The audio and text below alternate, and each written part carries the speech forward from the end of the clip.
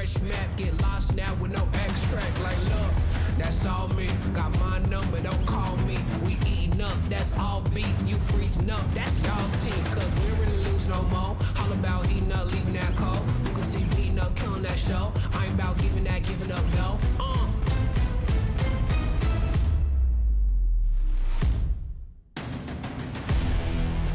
Nah, cause they don't want it with me. Look, you got a problem with me. Look, cause y'all don't want it with me. If you start a fire with me, then you never gonna stop me. Ayy, sound the alarm. We about to go on. You getting it wrong. Time to go off. Can't hold us back. Truth hurts, you always that. My truth lurks, saying y'all collapse. Now scoop first, where your homies at? Come my team with me right now. My team so mean right now. But what you mean y'all out? It's time to weed y'all out. Okay, we coming back with a vengeance. Time to go start your engines. What is this thing y'all mention? Time for y'all stop pretending,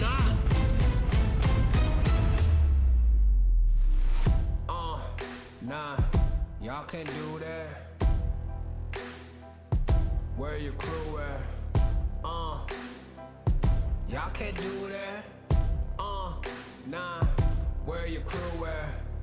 Nah, man, cause now you alone. Yeah, get out of my zone. Man, cause now you alone. Love, get out of my zone. Nah, cause they don't want it with me. Look, you got a problem with me. Look, cause y'all don't want it with me. If you start a fire with me, then you're never gonna stop me. Nah, cause they don't want it with me. Look, you got a problem with me. Look, cause y'all don't want it with me. If you start a fire with me,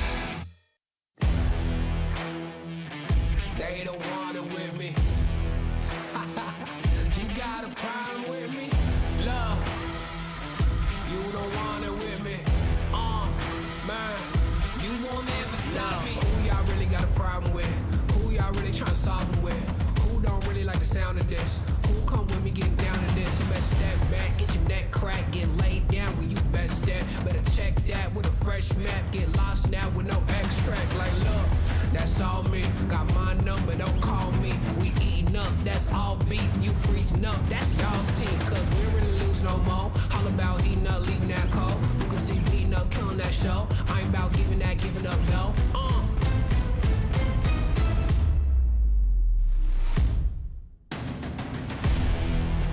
Nah, cause they don't want it with me. Look.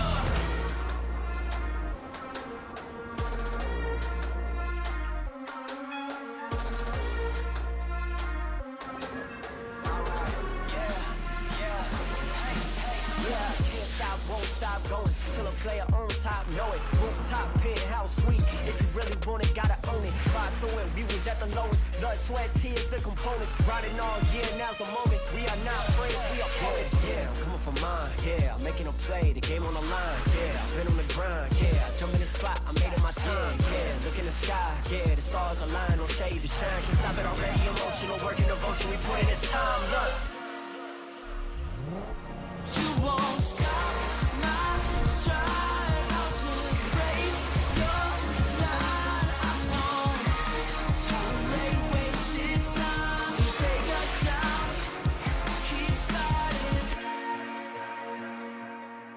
The Snapdragon Pro Series is brought to you by Snapdragon Elite Gaming, Monster Energy, and Kachi Shop.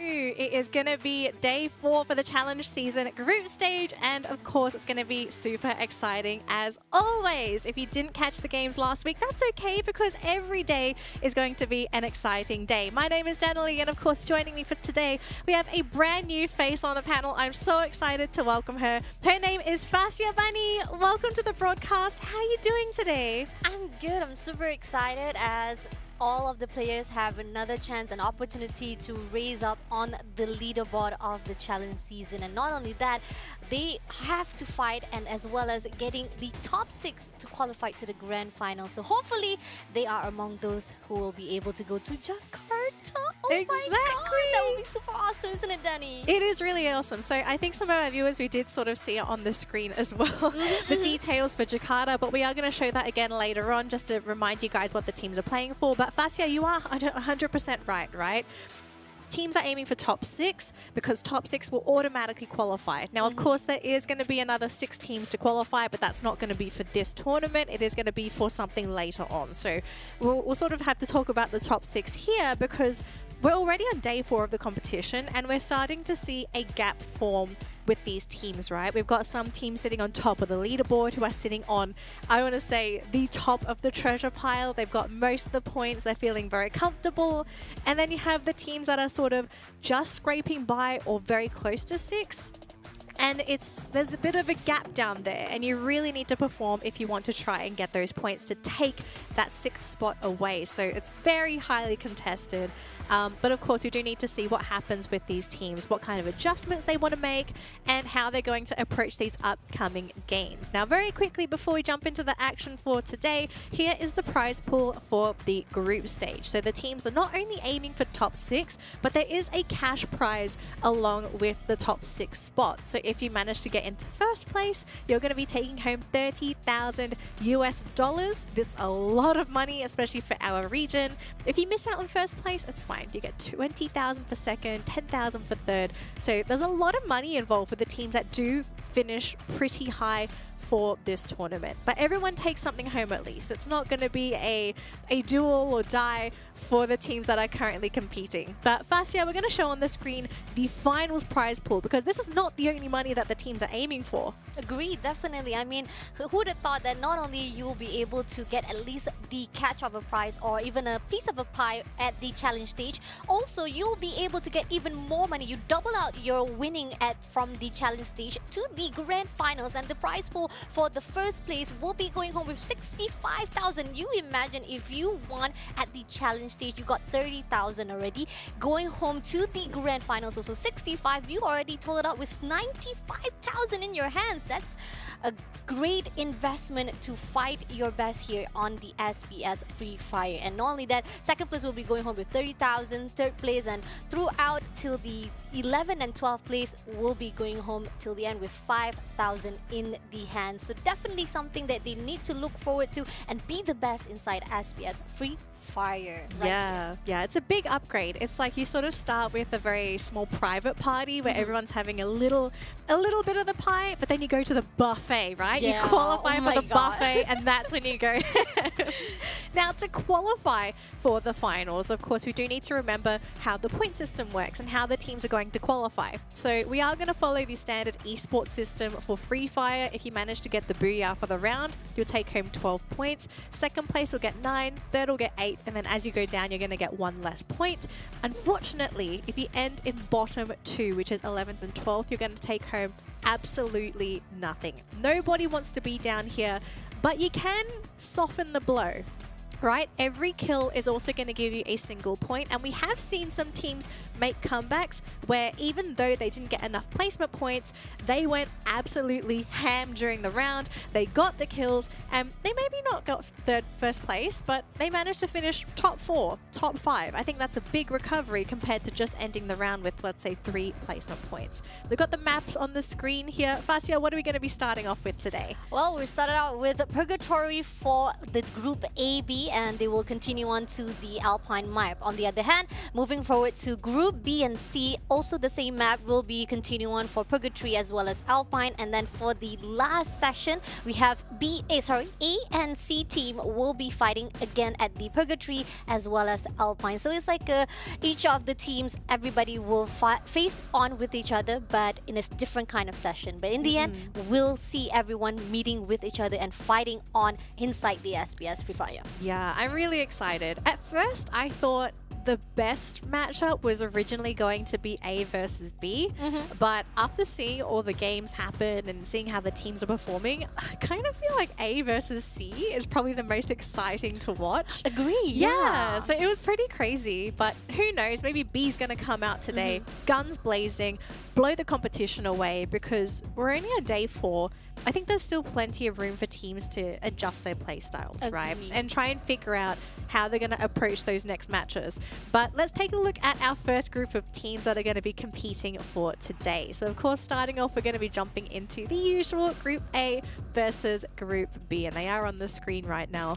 And not surprisingly, a lot of the teams on the screen right now are currently on top of the leaderboard. Agreed, definitely, especially on the fact that a team has been performing well for these 3 days, and we're looking forward to see how they will be consistent here on day 4 as well. And most of the team also, and I think or even our viewers also agree, the hot spot, or should I say the group that has the more potential or being looked upon or look forward to from our audience definitely is from Group A, because they have been doing well and they have been raising the roof inside the leaderboard itself. Yeah, I think I do agree, Group A is just so competitive. It doesn't matter what grouping you put in, if it's against Group B, Group C, there's a lot of really strong teams in Group A. So I kind of feel bad for the teams in Group A because they can never get rid of their partners, right? It's like, just play with you guys the whole time. But we do have our teams to watch on the screen here. So some people are probably wondering, why are we looking at Expand, MGH, and Team Flash, right? Because these are not the teams that are currently sitting at the very top of the leaderboard. They're sort of in the middle of the pack. And I guess that we kind of need to explain what's really going on for these teams, right? So Expand is one of the biggest teams from the Malaysia, Singapore, and Philippines region. I think a lot of people would say they're one of the best, if not the best, generally really consistent. Last week, the team really struggled. They started to show some inconsistencies, and they have sort of fallen off. And looking at the overall standings, which we're going to look at right now, they are currently not in top 6. They're actually top 9. They are under Sem9, who is one of their rivals within their own region.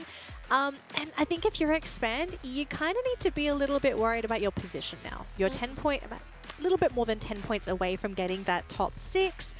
but I think you're midway through the tournament, you kind of have to pick it up. Agreed, definitely. Double down the game, definitely something that you need to look upon and actually figure out what are the tactics are not doing well inside the gameplay. You have to figure out what is doing well for your opponent and maybe put it inside your own tactic and maybe enhance even more your own gameplay as well as fighting and manpower, definitely. Because Xpen, going back to Xpen as well, just a little bit more to decipher what to be looked forward to, because they had a really good run as well. They did try and struggle to get into the zone, and that was something that we need to praise. The effort to make sure that you maintain a full squad to go into the center, but yet if you don't get the capability to fight one-on-one, it's gonna be a difficult point. Placement point, yes, it's good, it's gonna boost up, but kill points, we can see most of the teams who are at the top, they have the balance between kill points as well as the placement points. So that's what we need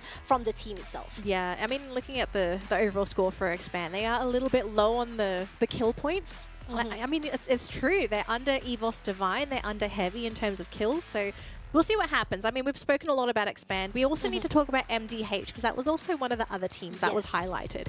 Now, MDH is currently the top representative for Vietnam right now.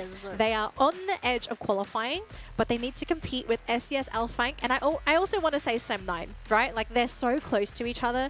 It really comes down to having a good round for any of these teams to go up, and potentially if any of these teams have a bad round where they drop early and they don't pick up kills, they can easily drop down 2, maybe even 3 positions. So it's a very, very thin line that these teams are now walking on, especially for Sem9, SES and MDH. I mean, V Gaming is pretty close too. They're only about 5 points away from MDH, so anything really goes for that part of the leaderboard. But we also have Team Flash, and I feel like Team Flash, they're in a bit of an interesting position. They're not that high up. They're not that close to top 6.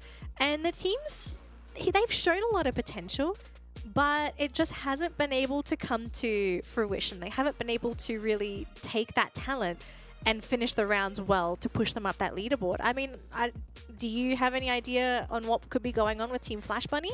Here's the thing. Team Flash, they have an idea. You can have a great idea to put out your own roster, which team or should I say MVP players that actually can do in to fight in with each other, have that positioning as well. But when it comes to fighting off, and that's the thing also, compared to Xpen, they have the same capability. Yes, you're good with the idea, but when it comes to execution, it doesn't go your own way, and that's what we needed from the Flash. Maybe they have the capability to position themselves in a great position, fighting off one-on-one, but when it comes to team effort, it's not doing so well for Team Flash. And this is the two teams, comparing to MDH and the Flash, these two teams are actually from Vietnam, so it's looking forward to see how they are going to compete each other right here on day 4. Yeah, well, we'll see how that happens, but for now, before we get ready to jump into the game, I do believe we have some rapid fire questions with the players. Let's see what they have to say.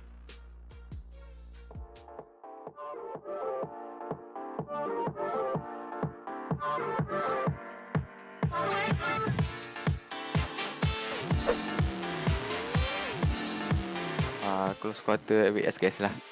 Close quarter with SKS. Itu sniper dan spas. Close quarter with SKS พัดกันยิงแบบไกลๆใช้สไนเปอร์ครับดาเมจแรงดี Chiến đấu tập gần với Asgard. Kill by teammate. Killed by teammate. โดนบอทฆ่าดีกว่า โดนบอทครับ sama satu tim Bị giết bởi đồng đội. 5.000 diamond 5,000 เพชรดีครับดีกว่าครับ 5,000 diamonds 5 legenda skin, soalnya lebih mahal pastinya. Lose Buya to a knife Dibunuh 20 kali dengan pelusu. โดนมีดแทงครับผม Terus Boya to a knife โดนมีดดีกว่าครับพี่ Drop in rank. Rank nurun sih. rank drop Lose tank game final.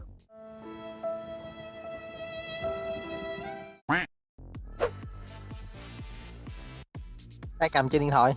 เล่นในโทรศัพท์ครับ Touch screen on PC monitor Control เกมอะไรเงี้ยป่ะพี่ว่าเล่นคอมดีกว่าถ้างั้น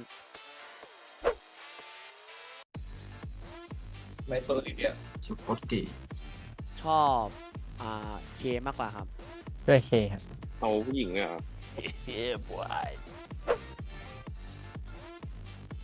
1 versus 3 enemy with max item 1v3 enemy with main item 3-1 ดีกว่าครับ 1-1 มันง่ายไปครับ when we green it when we green it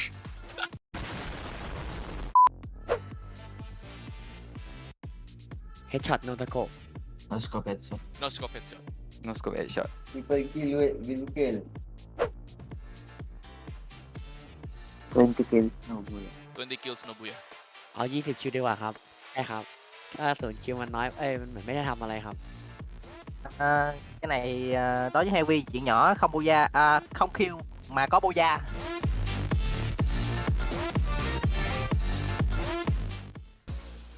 Man, I kind of want our version of these questions because I think we had some pretty interesting questions and choices. I mean, okay, firstly, I need to question the players for their choice. So the question that I thought was funniest was playing with a controller on your phone or playing touchscreen on a monitor.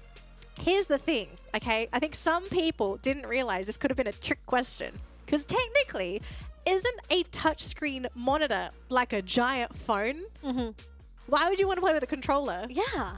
Like, I mean, pretty much the same thing, isn't it? yeah, So, exactly.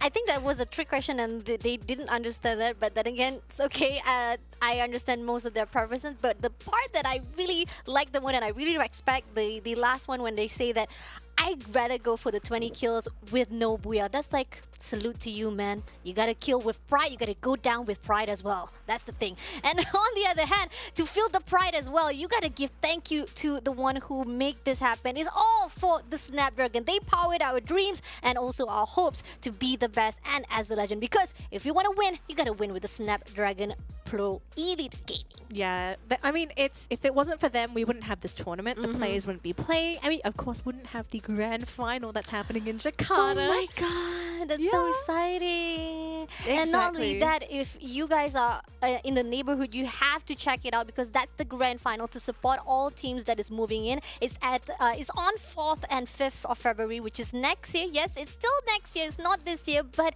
we're still looking forward to it because time passes fast right now lately. So sometimes you don't realize it, like, oh, it's already grand finals. And if you guys are around the Jakarta, you better go there and support the teams who are qualified for the grand finals. Yes. Now, I think we're about ready to jump into our first game of the day, buddy. And we are. We're going to be jumping into Purgatory right now, and the players are going to choose their drop points for now. Are we seeing any hot drops? Are we seeing any shenanigans? And I do believe we have some teams dropping towards the central, down towards the bottom section of the map. So we've got Expand dropping in with Team Flash, and I think that might be the only potential hot drops that we're looking at.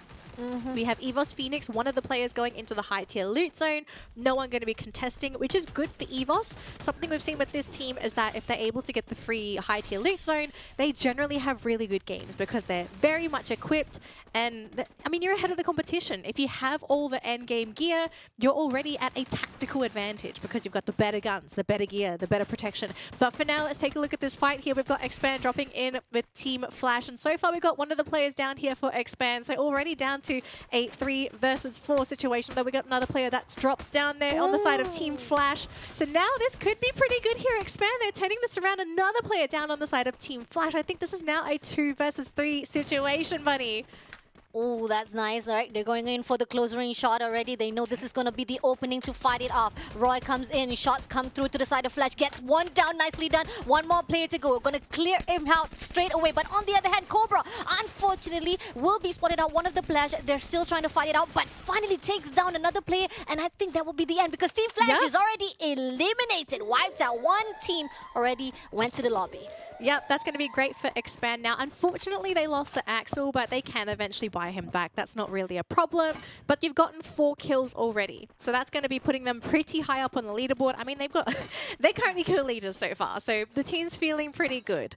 But we do need to take a look and see where everyone else sort of is. So we do have DEWA sitting on Forge. And it looks like Expand, they're actually being attacked here by EARENA. This is only one of the players. The team is quickly coming in. Now, X-Roy is down. Expand are now down to 2 players. I don't believe they got the revive up on their other player too, so it it could just be two of them. Is Expand wanting to bail here? Do they want to stay? I saw one of them pick up a vehicle, and I think they are driving away. Cobra actually getting picked up by Shut Up, and that's going to be it. Only one player left. If this player gets picked up, Expand are done for. Oh my god, EA coming in as a third party, knowing for a fact that it's going to be fight off, especially this is going to be a great advantage for them. Expand having already a tough situation when they were fighting with the team of Flash. Now they had to fight with the EA. On the other hand, right now, it seems that Too Fast, Too Furious is trying to survive as a solo player. Can he make it off? Looks like he will be able to get out of there. August, he actually tried to get off his bike to maybe blow up that vehicle, but just not enough damage. But I think for now, maybe he'll consider chasing and see maybe if they can try and go for that pickup. But we'll have to see what happens here for EARENA, because this team, they're pretty happy. They picked up the majority of Expand. They don't have to worry about that team, and they can just continue looting for free. Now, we've got Attack all around here, just sort of sitting out on the corner of the map. They do they have vision of MDH? It seems like they kind of know that they're there, but they don't have the right angle to potentially rain down some bullets. But we will see, because MDH are moving. And seeing how they're moving, I don't know. I don't think they've spotted Attack all around. They might actually realize, or probably during the time when they landed out, they were suspecting that it could be somebody, but they're a little bit uncertain where the location of the exact players at the moment right now. So they're just they being... do know. Oh, okay. Now they're going in closer. And it seems that MDH is already waiting for the right time. If they go in first, it's going to be a surprise attack straight away. Definitely something that needs to be taken control of. If you want to go for a fight, you have to know what it's going to be like. But right here, we can see that MDH still waiting for the right time. Two players coming through. On the other hand, they are going to go in for the surprise attack. Will they go in for the rush, or is it going to be just another way to figure out whether or not the team of Attack all round who actually moves back and decided to surrender? Okay, let's see. All right, we got Huang already on the rooftop. He might give the information. He has the basic of to scout the area properly, but he doesn't see it. He doesn't even give that information just yet. He's just going around on the rooftop, just looking for it. But oh, there you are. That's the grenade, and that's going to be the information needed. They know for a fact, for certain, there's one team right in front of them. Yeah, so they've got information for one area. But here's the thing. If you take a look at Attack all around, are they maybe trying to go for a backstab? Because one of the players is trying to circle around the other side of MDH. We will take a look in a moment, but for now, MDH, one of their players are already down. So Attack all around, looking to go for the attack here. And so far, MDH is not looking great here. Huang An taking a whole bunch of damage, and Nero is down. It's going to be pretty hard to get that pickup, and Huang An, he does go down. Luckily, Nuke is here. He is behind the team, and he was able to get that pickup. So MDH now back to two players, but now it's going to be Nuke against one. Nero is going to get out of there if possible. He's going to have to try and go for this 1v1, but Nuke goes down. Falky coming in, getting the perfect shot.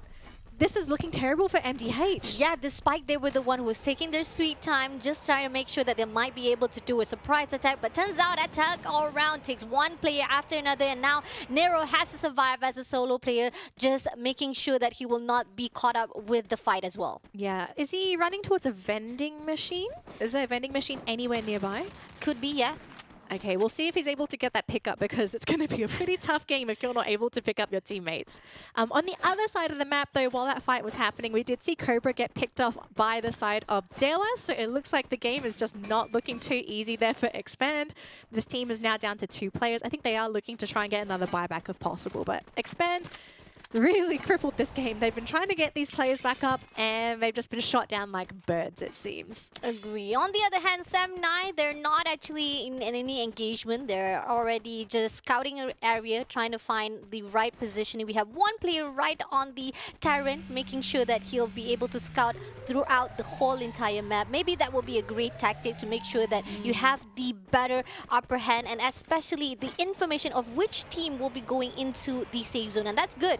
But on the other hand, you gotta be careful if there's gonna be a backstab. And here we are seeing DEWA is getting more closer, and there you are. They're coming into DEWA. I mean, they're gonna see them now. The vehicle is now under fire, under siege. They're gonna have to get out of there. Bunny, this might not be too good for EARENA. I think they've been surprised. Oh my lord! Now they have to go in. They have to fight it off. But can they get it? No!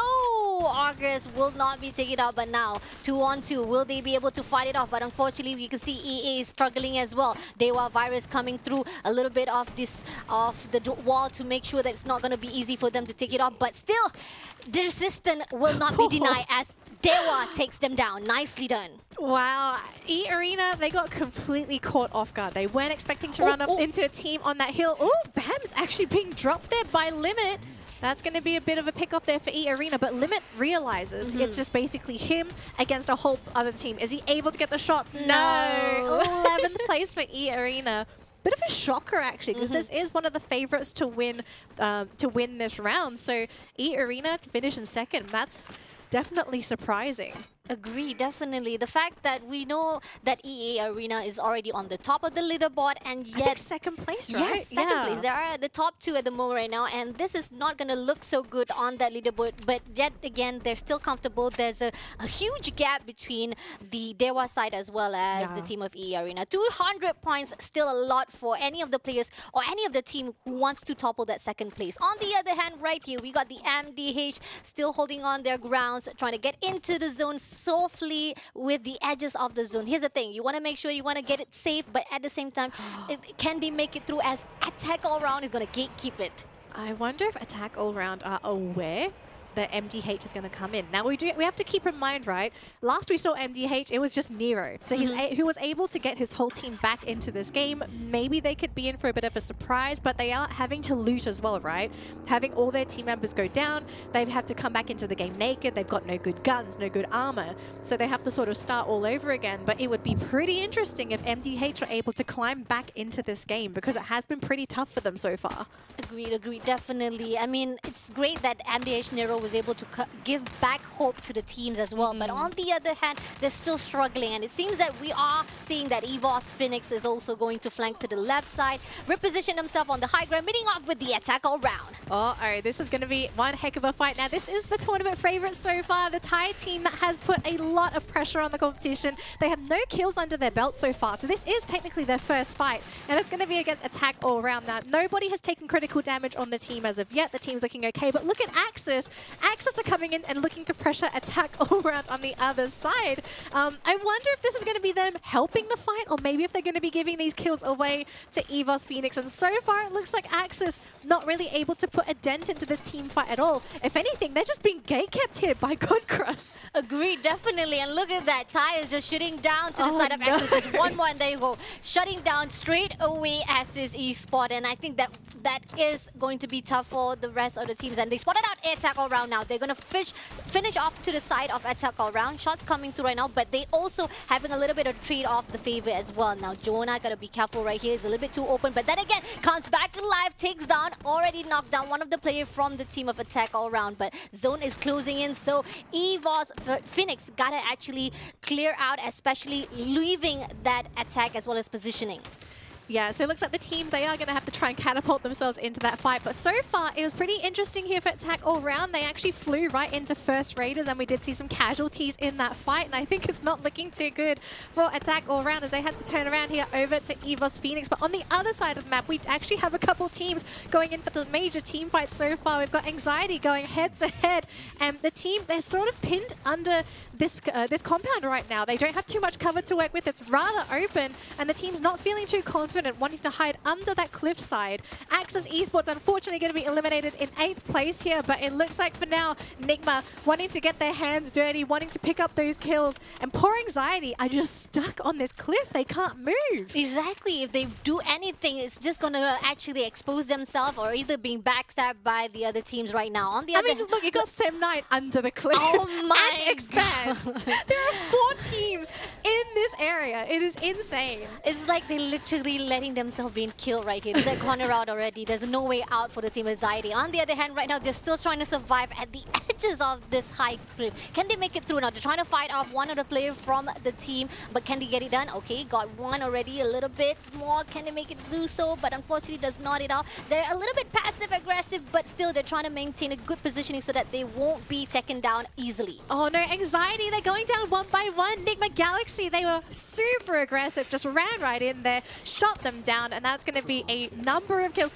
9 kills in NIGMA Galaxy's pocket. This team is currently on fire. They did climb the leaderboard significantly last week, and they are looking to continue that streak into this week as well. 5 teams remaining, 17 players still alive. EVOS Phoenix still in the competition. They've managed to go from 0 kills to 7, but I think their biggest competitor right now is going to be NIGMA Galaxy. MDH were looking pretty good this game as well. They were almost eliminated, managed to get those 3 players back up, and now, unfortunately, we are starting to run out of space here, Bunny. Exactly, on the fact that right now First Raiders got to fight off with the EVOS Phoenix. Can they make it so? They get 1 player down, now they're going in for the rush. Takes 1 down, nicely done. Moshi will be able to take down the rest of the players from the First Raiders. Unfortunately, despite they were holding their grounds, EVOS Phoenix just come rising to the top. And it looks like for now EVOS Phoenix doing a lot of damage, but Jonah does go down. NIGMA Galaxy getting eliminated by EVOS Phoenix, and now we're down to our last 2 teams. It's going to be EVOS Phoenix going up against MDH, the team that came out of nowhere, that was on the brink of elimination. 5 eliminations. Oh boy, this is starting to get a little crazy here, Bunny. Yep, definitely. But EVOS Phoenix still has the manpower. They have been performing very well, especially with the one-on-one fight. Right now, we are seeing Joanna just holding their ground, waiting for the right time. Yep. There's a lot of space left, right? This game could end any moment, but there's a lot of time. So it comes down to who wants to play aggressive right now. Right, pushing through the walls right now, and Seek and Joanna just holding off her grounds, making sure that she will not overextend. But then again, she needs to be certain as this. Oh, going in straight. Now, EVOS Phoenix now left with 1 more player to go. Ty will be left out as the solo player. Unfortunately, MDH comes rising to the top and says, that's the end. Booyah to the MDH Esports. What a surprise finisher for our first game of the day on Purgatory. It looked like it was going to be domination there on the side of EVOS Phoenix, but MDH, they came back from potentially I think 10th place. They almost got eliminated. The fact that they actually got that revive onto Nero during the beginning of the game, they got the revive up, he was able to bring the team back in, they were able to come into that final circle, they found the correct angles, they got the loot from killing off all those teams, and suddenly getting that booyah. What a story for this team. Definitely an epic comeback for the team of MDH Esports, and they probably really surprised themselves as well, and proud of what has happened. Even I was surprised that they able to actually get a group together, and despite that they were actually being gatekept by Attack All Around, and that's what we were asking. Would they actually been spotted out already, or Attack All Around didn't even realize that the MDH was trying to get into the zone, yet nobody was suspecting anything. MDH Esports was safely getting into the zone with no any kind of obstacle or any kind of intrusion from other teams, and in the end they survived till the end. And EVOS Phoenix wasn't even realizing that the full squad was already inside, and EVOS Phoenix, despite they had a lot of intrusion, especially when they were struggling fighting with the First Raiders, they couldn't manage with the manpower, especially the overwhelming power from the MDH Esports. Yeah, it was a crazy game. Absolutely. I think most of the action that we saw, it was, I think, the 4th circle, northern side, where we had 4 teams fighting on that one compound. You had Anxiety that was stuck on the cliff side. I think you had Sem9 under the cliff. Expand was also hiding under the cliff. And then you had NIGMA, who was sitting in the watchtower a little further away, putting a lot of pressure onto Anxiety. And then everyone else was on the other side of the field. Like, they didn't have to worry about those 4 teams. So I am so surprised that MDH was able to get the booyah. I think that was probably one of the last teams I would have expected, especially seeing how things started. But we will take a look at the replays and highlights to see what really happened. Now, here's the thing. I'm surprised because we already expected EARENA was going to be like the one who will definitely win most of the gunfights. But unfortunately, DEWA just suddenly was so powerful to a point that EARENA was not able to fight off. Yeah, I didn't expect EARENA to go down. I mean, all the Thai teams, I think we all agree, everyone watching, having watched the tournament so far, all the Thai teams have been very difficult to eliminate. They are amazing in those gunfights. Their positioning in the fights are fantastic. And they're also pretty good with the economy as well. They always seem to have a lot of glue walls and grenades. So to see EARENA go down so early, for me, it was very shocking. I don't know, maybe if the team just didn't have the necessary resources. Were they surprised, right? Because with Free Fire, sometimes it really comes down to information. Do you know what angle these teams are coming from? Do you even know if this team is there? We've seen ambushes happen and teams getting absolutely surprised, which was EARENA, right?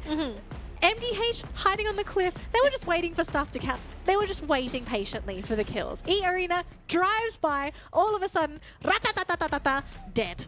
Oh my god, nicely done. I like that. I really like that. I truly agree. A great perfection of explanation of what happened for the round number 1. On the other hand, here we are with the round 1 standing. EVOS Phoenix, despite they might be at the 2nd place, but the numbers of kills, the damages they already done for round number 1, putting them at the top with 15 kills, 24 with a total score of 9 at the placement point. MDH, the one team that we were talking about that we need to watch out, turns out it's true. They need to be watched out. We got number 2 already right here with 20 total points.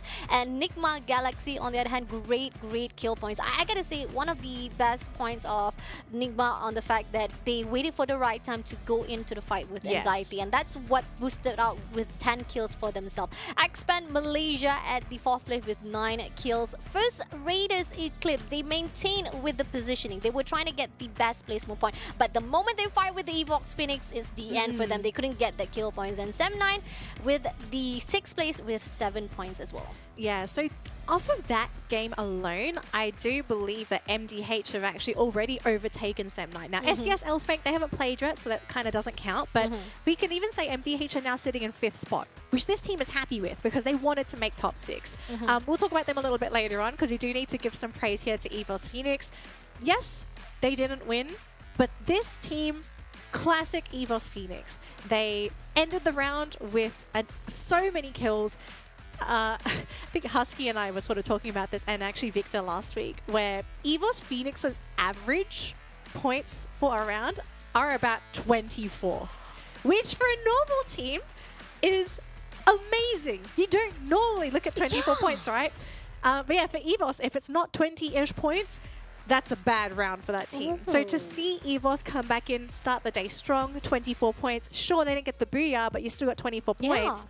This team is happy. They're going to stay in 1st place. I don't really see anyone being able to topple the Kings, if you want to say so far. But it's only game 1, Bunny. We've got one more game to go for this group. We have a comeback potential here for EARENA because, let's be real, terrible round for this team. They really want to make that comeback happen. And then, of course, the other teams that are competing, NIGMA Galaxy is still hungry to look for more booyahs and more kills because that's just how that team generally plays. Was there anyone else that sort of made a comeback? I don't really think there was anyone else that really stood out. I do believe Expand and Sem9, if we put the points together for these two teams, they didn't really move. I think, was it Sem9 that got 7 and Expand got 9? So it's only a 2-point difference. It's not much is happening down there. Definitely. Malaysia teams needs to figure out what is not doing well for them, as we see that most of the rising as well as the power coming in from the rest of the region, especially from Thailand team, they're doing well. And even despite that, I have to admit that DEWA from Indonesia, they did their best for tonight. Especially we saw how it was for day number 1 till day number 3. DEWA was actually having a lot of struggleness, but tonight, who would have thought they were able to actually take down one of the kings inside our SPS Free Fire. Absolutely. Now we are going to get the players ready to jump into that next game, but of course we are going to go for a quick break because once we come back, we'll jump right into our next game of the night. We'll see you after this, survivors. The Snapdragon Pro Series is brought to you by Snapdragon Elite Gaming, Monster Energy, and Kachi Shop.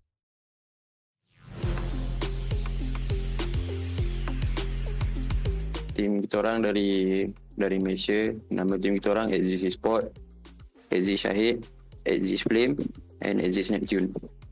Kita orang expect tak dapat top 3 tu, tapi kita orang cuba buat lagi baik, and alhamdulillah dapat top 3. Sebab point semua berdekatan, konsisten sampai last game. Meta yang terbaru ni, kita orang akan cuba lagi belajar. Belajar dengan meta baru dengan meta yang lama. Sangat berbeza meta lama dengan meta yang baru ni. Mungkin meta baru ni akan banyak perubahan gameplay dari sebelum ni. Sebab daripada meta lama tu tak terlalu critical sangat dia punya in-game.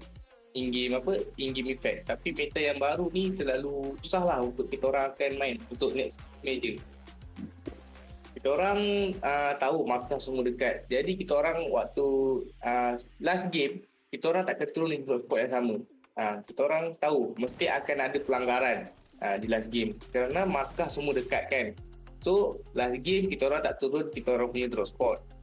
Dan kita orang dalam mindset player, kita boleh, kita bantai. Siapa ada kita lawan, siapa ada kita makan. Itu semua point bagi kita orang. Itu yang kita orang membuatkan kita orang lepas top 3. NIGMA Galaxy. Sebab diorang di Liga Thailand itu sangat strong lah. Main tu sangat hebat lah. Kita orang tengok EVOS Pioneer, EVOS Divine. Lebih kurang macam tu lah gameplay diorang. Tapi NIGMA Galaxy ni lebih strong. Kita orang nampak. Example-nya maksudnya macam mereka main terlalu berdisiplin. So tim tu akan bagi salah satu tantangan bagi kami lah. Oh Mac, mungkin kita orang akan menggunakan meta 3-1. Kita orang akan menggunakan karakter yang lebih strong. Karakter yang belum ramai orang tahu tapi kita orang akan cuba. Okay. Walaupun ini first time bagi kita orang, mungkin semua orang kita orang rasa takut untuk melawan. Siapa yang datang kita orang akan anggap itu sebagai makanan bagi kita orang. Kita orang akan lawan semua.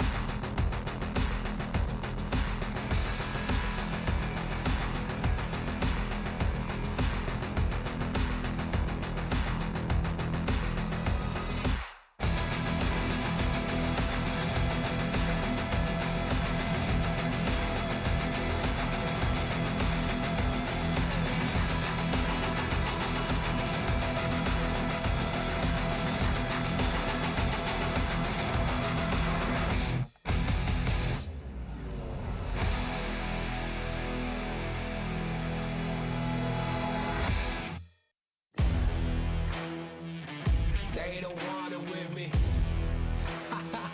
You got a problem with me? Love, you don't want it with me. Man, you won't ever stop me. Who y'all really got a problem with? Who y'all really trying to solve it with?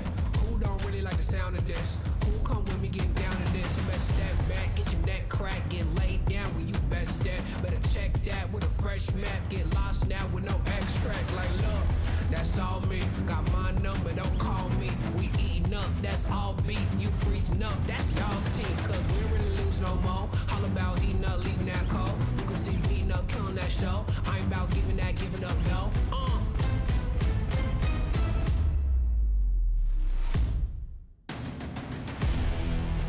Nah, cause they don't want it with me. Look, you got a problem with me.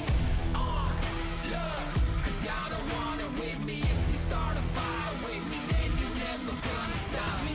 Ay, sound the alarm. We about to go on.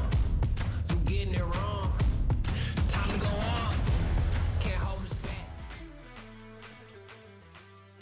Survivors, and welcome back to the Snapdragon Pro Series. We've just finished up game 1 of the day for Groups A versus B, which means we've got our final game for this grouping before we jump on over to our next groups. Bunny, we had a bit of a surprise round that first time round. We had MDH, a team that was on the brink of elimination, coming back, taking the booyah, and literally just stealing it away from the not really the champions, I suppose, but the favorites of the tournament. EVOS Phoenix almost got it, but MDH, they were just like, nope, we are hungrier today. This is ours. Agreed, definitely. Nobody expected MDH was going to actually slip in for that last moment, and especially the fact that they were actually from the 7th place for the overall. Now they have pushed themselves to the top 4 with 139 points. I think MDH is already feeling happy already for the first round, looking good so far, but they got to maintain it because this is going to be the next round to see if they can still progress even more right here on the leaderboard. On the other hand, Phoenix, I mean, yeah, they were robbed a little bit from the booyah. Excuse me, robbed? They got 24 points, okay? They weren't robbed. I mean, they should have deserved it because they were maintaining a really positioning, sure, but okay. MDH Esports, on the other hand, I mean, with the full squad, EVOS has lost pretty much of their gunfights and losing most of their players already, and that's what made them actually lose to the side of MDH for that booyah. But then again, with the 3 days or the 3 days that they have been competing with each other from A, B, as well as from the rest of the players as well, Phoenix still maintained at the top with 242 points. So still not enough points for the rest of the team to actually catch up to EVOS Phoenix. Yeah. They don't need to bother about it actually. Yeah, I mean, it depends on EARENA. How much do they want that $30,000 first place, right? Because that's what the teams are aiming for. I mean, there is a pretty decent prize pool. First place gets 30,000 US, 20,000 for second, and 10,000 for third. So it's pretty significant. I mean, of course, these teams want to try and get as high as they can. Agree. But can I mention, I am actually also surprised that MDH were also able to go over attack all round. This was another team that has been performing really well up until this point. Last round, they did okay. But for MDH to be able to take that 4th place away from them, that was not something that I was expecting. I mean, yeah, on the other hand, we need to realize that MDH was actually the one who was left all alone, one person behind because of attack all around, right? They were actually creeping into their positioning. They were actually being closed out by the territory. And MDH Esports was taking a little bit too sweet times, and that's when attack all around say, we can't wait any more longer, let's go in for the fight, and left with one more player to go. But lucky for them, they managed to survive full squad again till the end. Yep, this is where the revive mechanic has really come in handy for some of these teams, because for anyone that doesn't know, when Free Fire first started their esports, the revive system wasn't in play. If you lost a player, that was it. They were dead for the entire game. Whereas now there's an opportunity, if you have a player alive, you can buy back people on the vending machine, or if you stand on the revive panel, then you can also get the revives off as well. But the fact that we've got the revive system in play, it allows teams to come back. But we've also seen some teams do some pretty crazy stuff with it as well, right? Where you get teams that split up because they want to scout. And if anyone dies, they'll just be like, oh, we'll just buy them back. But now we have information that there's this team in this area of the map. We can either choose to go there and get revenge, or we can dodge the team and go somewhere else. So I love how teams are sort of picking up and finally adapting to the revive mechanic, because originally people were just using it to buy back their players and that was it. They weren't really doing anything else with need to have the great strategy and gameplay, like when's the right time to take back your team, as well as if it's actually, is it beneficial on you for right now, as knowing for a fact that some of the teams, when they try to go in for this revival, it doesn't actually give any more boost up for themselves, because is there a benefit? Yeah, definitely. And this is something that they have to figure out the right time to actually split up, making sure that they cover up the grounds inside the map as well, and making sure that don't actually get turned down as well during that process. That's the struggleness inside the Free Fire, and this is something that's really, really amazing about the teams doing their best to be the champions. Man, I love how everything's... I mean, we just started with game number 1. I actually cannot believe, like, this is game 1. I don't know what's going to happen for game 2, but I do believe that we are going to be jumping into game 2 right now for Group A versus B. We are going to be hopping over to ALFAINK this time. So we've got the snowy map now happening. And let's see if we see some crazy shenanigans, because already we had two teams dropping in the exact same area. We have Team Flash and EVOS Phoenix both going into Snowfall. This could be some bad news here for Flash because this was how Flash got eliminated last round. They hot dropped with another team. We actually don't know who's hot dropping who. Yeah, Flash, they were eliminated first last round. But EVOS Phoenix, they've already lost one player. Oh my god. Is this a comeback? It could be. Bea getting that one shot already, taking down one of the players from EVOS Phoenix. On the other hand, it seems that the rest of the EVOS Phoenix is on their tail right now. On the other hand, it seems that Ty just looking for the right time to move in to fight off, but doesn't see anyone just yet. Gonna use the time turner to hold the ground. But on the other hand, Flash was taking out one player, but Joanna waiting for the right time now. Fighting off, Moshi comes in. He's one of the team of the players that actually look forward to EVOS Phoenix. Moshi has been very prominent inside the game itself. Yeah, Moshi has been a massive player on the side of EVOS Phoenix, but it looks like now Get High is going to go down on the side of EVOS, so things are getting a little bit hairy in this fight, but Team Flash, they will go down. So EVOS, they get the immediate buyback, they win that fight, they've got 4 kills under their belt, they are ready to go for the rest of this game, and we actually see one of the players flying over. But I see in the corner of the map, First Raiders. We'll take a look at that a little bit later on because Sem9 also jumped into another fight, but this time it's going to be Sem9 going up against MDH. Now, MDH had a fantastic last round.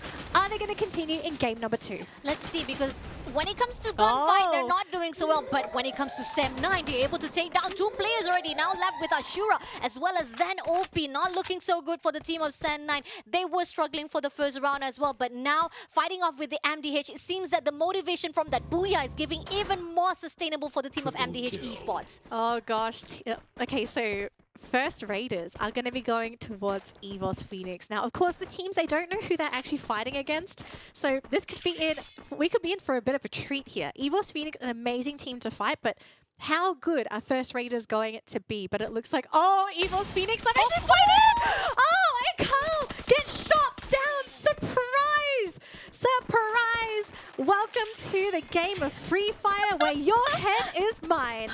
Oh my god. I mean, you wanted to get the information. Well, information received. EVOS Phoenix, give it back to you, my friend. On the other hand, DEWA, it seems that we see a lot of the gunfights coming in from DEWA, and they're doing well to fight out. They're actually a little bit aggressive for tonight, and I'm liking it. DEWA making a great statement saying that Indonesia is rising up for day number 4. Indonesia is hungry, okay? We want to eat. We want to feast at this buffet. And if it means we have to eat a couple humans, so be it. You know, sometimes you got to do what you want to do if you want to win. But I'm looking forward to seeing the Indonesian teams rise up because they are looking pretty good today. We're not seeing SES ALFAINK yet. I'm looking forward to seeing them. But if DEWA is going to play like this already, let's keep it going, you know? Let's not stop. But it looks like EVOS Phoenix are now going to finally engage into First Raiders. And, Darkol, he does go straight down there. And they do manage to get the buyback. What's the play here for First Raiders? It seems like they're just going to buy back and run. Okay, they're a little bit scared. I don't blame them. I think this is the right play. Okay, they're just gonna actually scout the area, get some information, just play around, and the fact that they still maintain inside the room, right? They don't really have to bother about it. But then again, it's actually giving a lot of those boosts and fighting spirit to the side of EVOS Phoenix if they keep this up, you know. And not only that, EVOS Phoenix is really holding their ground right here, making their own territory, and not even one team who wants to go in to actually contest it off. Yeah. But I do like the fact that First Raiders didn't fully commit to that fight. I think as soon as they lost their player on the roof, they were just like, okay, it can't come back. We're not going to do this. We'll do it next time. So I like the restraint. Sometimes you gotta hold back on the bloodthirstiness. You know, you gotta wait till the main course arrives. Don't have the appetizer because the appetizer's cheap. You want the main course. You want the steak, and the steak's not there yet. We're still waiting for the steak. But the other teams, we're doing okay. Sem9 actually had a bit of an issue this game, right? So we're seeing on the players right now they had to pull in 3 revives. Actually, same thing here with Anxiety. So a lot of teams actually losing a lot of their players, but luckily able to get these buybacks in. And we are now back to 44 players in the lobby, which means more people to kill. I mean, there's more points to go around, right? Every time you get those revives coming in. But I think for now it might just be a bit of a slower game. Where are the teams sort of looking at if we take a look at the map, Bunny? I mean, the zone is literally right at the center, and they don't really need to worry about anything, as the fact that they're already inside the zone, especially the fact that I think it could be the best part that Axis Esports is just gonna maintain at the center of the zone with no worries whatsoever. But here's the thing, I'm worried on the side of NIGMA Galaxy. They have to meet up with anxiety no matter what as the zone closes in. So this is the two teams that probably might meet each other. On the other hand, comparing back to the side of MDH Esports, they were doing so well. They had a great run fighting off with the enemy, but so far they still try to hold off at the edges of the zone. Attack all round still hasn't met with each other yet. They haven't met with any of the team. They're just gonna maintain at the outside zone just to make sure that they have the passivity, or most probably they just don't want to have a really good run or have a great early fight with any team. Yeah, so we're finally going to be seeing where the next circle is going to be, and it's going to be within the middle section here of Garrison, Militia, and Carousel. So it's looking pretty good for the teams that are currently towards the northern side of the map. The teams towards the bottom are going to have to try and fight their way up there. Now, the teams that have a big advantage, Axis, they can be really big gatekeepers here. MDH as well. DEWA are going to have to deal with MDH, but they could also act as secondary gatekeepers depending on whether MDH want to go in for this fight. Now, it looks like we're going to be seeing Expand coming into the circle soon. They're going to run right into Axis. I don't think we've seen this on the screen right now. We're looking at EARENA, but I think we're going to be seeing a fight in just a second. There we go. Axis versus EARENA. This could be a very, very scary fight. Expand. Axis and Expand, excuse me. Alright, then we can see that Axis Esports is also... Did they just run past them? I think they run past them. Oh, wait, no, they're right behind them. Axis Esports has also repositioned themselves. They know for a fact that they cannot hold the same positioning. Are I mean, hiding? If I were you, actually, I would prefer to be maintaining at the same position. You could have actually gatekeep the player easily. But on the other hand, right now, we can see Cobra maintaining at the exact positioning of the Expand. Alright, Expand finally goes into the same territory of Axis Esports. Are they going to go for a fight, or they're just going to wait for the right time? So far, both of these two teams are still not close to each other, but like people say, close yet so far. Yeah, sometimes you gotta you have to have a peace treaty with your enemies. You know? Sometimes you have to work together for a little bit, but then it depends on who shoots first as well, right? Who breaks the peace treaty.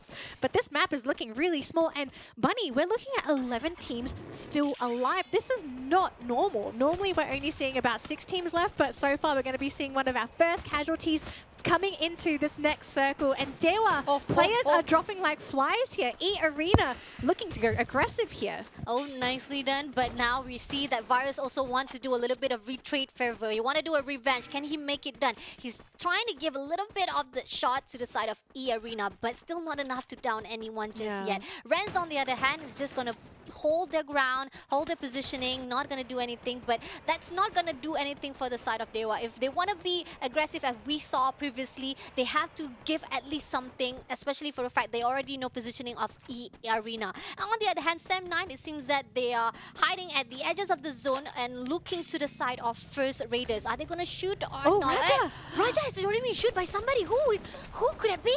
Yeah, it was actually Souza on the side of First Raiders, but it looks like right now we're going to be taking a look at DEWA. Oh, Bams able to defend himself and prevent that kill from happening. EARENA, they're rushing in, and that just might be it.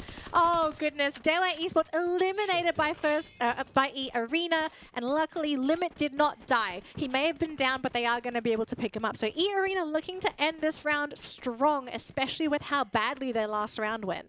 Oh my god. And they get the buyback as well. So now 4 players back onto the field. Nice, nice. Looking good so far for EARENA. 10 teams still surviving at this moment right now. Sam9 losing Raja. Unfortunately, I didn't even realize that what was going on. They were holding their ground. They were already looking to the side of First Raiders. Turns out Raja was already taken out from that equation. Oh, goodness, Bunny. This is going to be one chaotic end of the round. These teams are showing a lot of respect to each other, and it looks like, unfortunately, we're going to be losing that player there on the side of EARENA. NIGMA Galaxy able to get that quick snipe in. So 38 players still alive in the lobby, and MTH are going to run right into Anxiety. And it looks like they did manage to catch a pixel of them. So they're going to reposition themselves going into this next circle. Now, neither of these teams are actually in.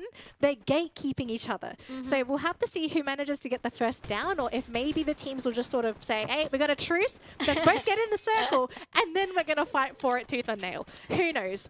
We'll see who wants to be the aggressive team. But these two teams so far, very patient, trying to find the best way to approach this fight. And it looks like God Toby, he's going to be scouting out for his team.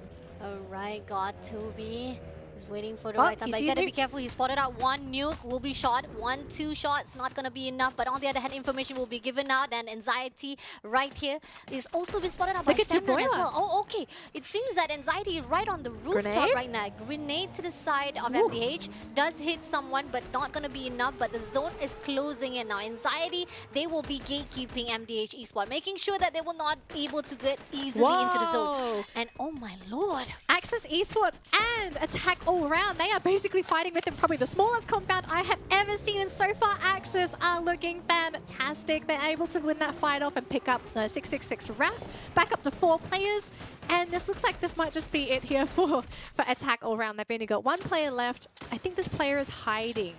But I don't think there's any way he can get into that circle. I think he's just going to tick out to the blue zone. So very unfortunate there for Attack All Round. We didn't see who were the ones to play aggressive. I presume it was Attack All Round. I feel like Axis would have been the ones to camp that area, but this circle is in favor of Sam9.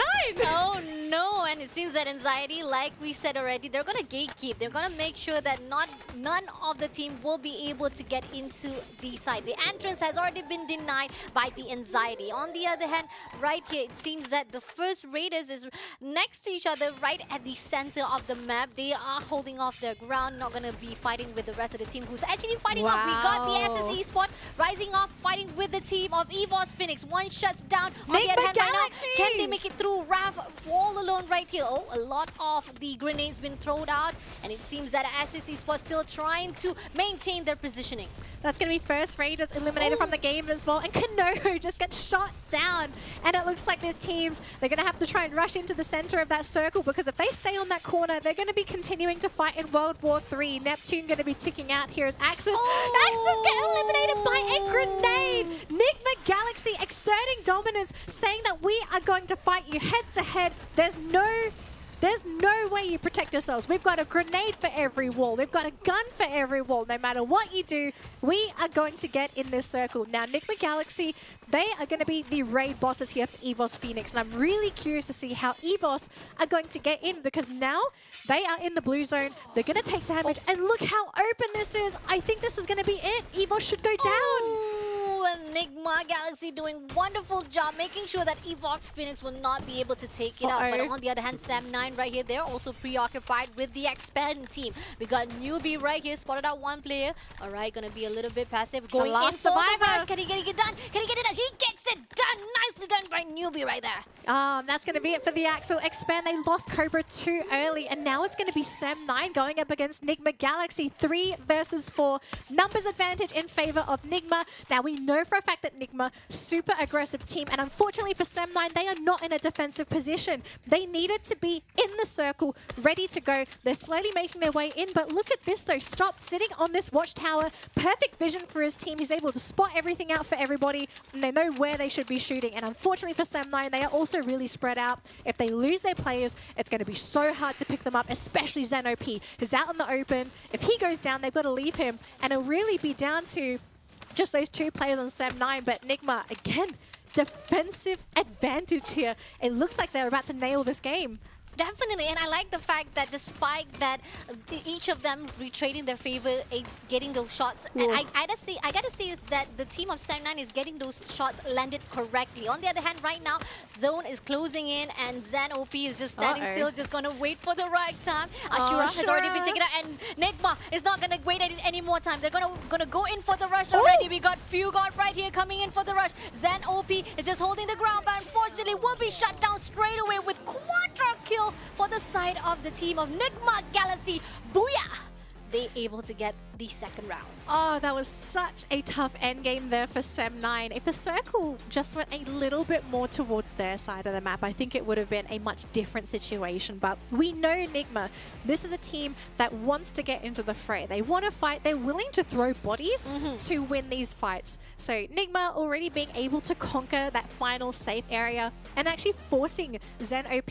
He was doing a lot of work on the side of Sem9, but he was on the edge of the circle as well, right? Like, he would move There was nowhere to hide. Yeah, I mean, where do you go? He had that one blue wall. And if he moved 1 centimeter too far to the right, he was taking blue zone damage. So it was really tough. There was just no cover. It would have been a completely different story if there was a compound nearby, if there was a wall, if there was a watchtower, but he just didn't have that vision. It's so hard to play when you are on the low ground. Yes, the high ground definitely gives a lot of advantage, especially knowing the fact that you can overlook to the side of the enemy, despite you might be hiding behind the trees or the stones. If you have the high ground, you can still be spotted out by the enemy, and that's what was has already been taken over for the side of NIGMA Galaxy, and they didn't wait any more longer. Once the zone is closing in, they're like, nah, let's just go in for the rush. One after two players of the team of Sem9 was taken down, and that was the opening they needed. Go in for the last kill, and it was quadra kill. That was amazing. I feel like the best way for me to describe NIGMA Galaxy's playstyle is that they're almost like bloodhounds, and if you don't know what bloodhounds are, they're hunting dogs.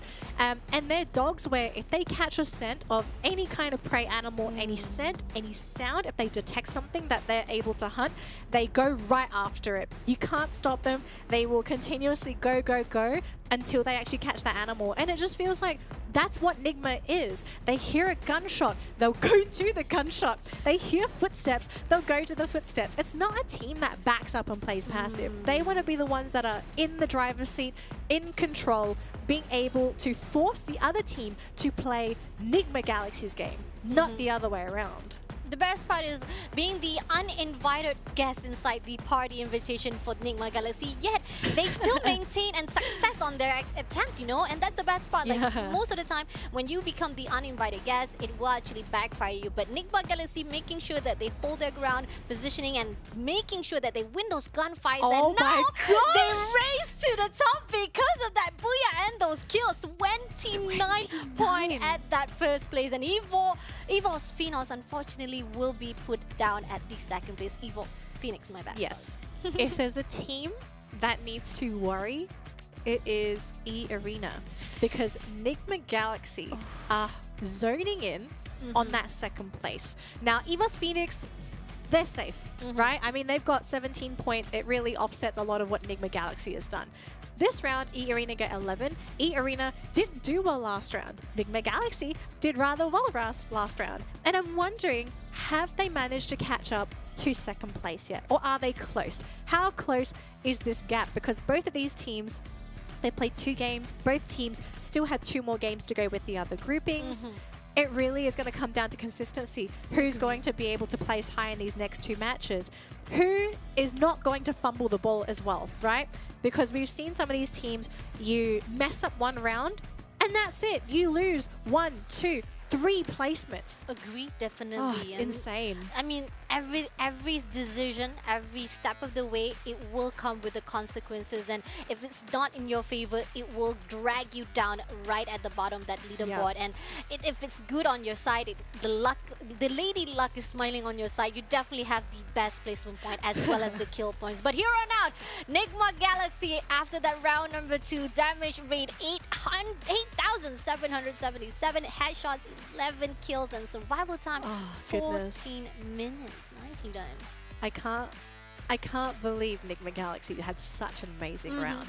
29 points. Yep. I think this is the highest we've seen this team get so far. But NIGMA Galaxy so far has seemed to be a team that just gets better and better as the tournament plays out. They started a little bit shaky, and I was a little bit questionable about them. Like, yes, they're a team to watch out for, but they sort of had these inconsistencies, but now they're really starting to show their colors. So we'll have to see what happens in our next 2 groupings, because we are now officially done with groups A and B. Now, as you prepare to jump into our next groups, which is going to be Group B versus C, we'll let the players get ready for the lobby, which means we have time to thank our amazing sponsors. Now, firstly, thank you so much to Snapdragon Elite Gaming for putting the tournament together, because if it wasn't for them, we wouldn't have the Snapdragon Pro Series to begin with. Agreed, definitely. When winning matters, you gotta win with the Snapdragon, and this is the best opportunity to get as much as boost for your, not just the money prize, but also to enhance your skills, as well as to have the opportunity to get into the spotlight of Snapdragon. Who knows, maybe a brand looking forward to you and say, oh my god, you're good, you're a great player, you know? And on the other hand, not just Snapdragon Pro Series that we should be thanking, we should be thanking our Monster Energy, because without Monster Energy, I will not have the energy to cast tonight. Yeah, we wouldn't be able to unleash the beast. Yeah! Exactly. You need the energy if you want to play those games and play at the top of your game. But also, speaking of games, if you are looking for a partner to help you when it comes to game top-ups, Kachi Shop has your back. So make sure to check out kachishop.com if you're looking to go for those top-ups and maybe you want to spruce up your character in-game. Pick up the newest thing.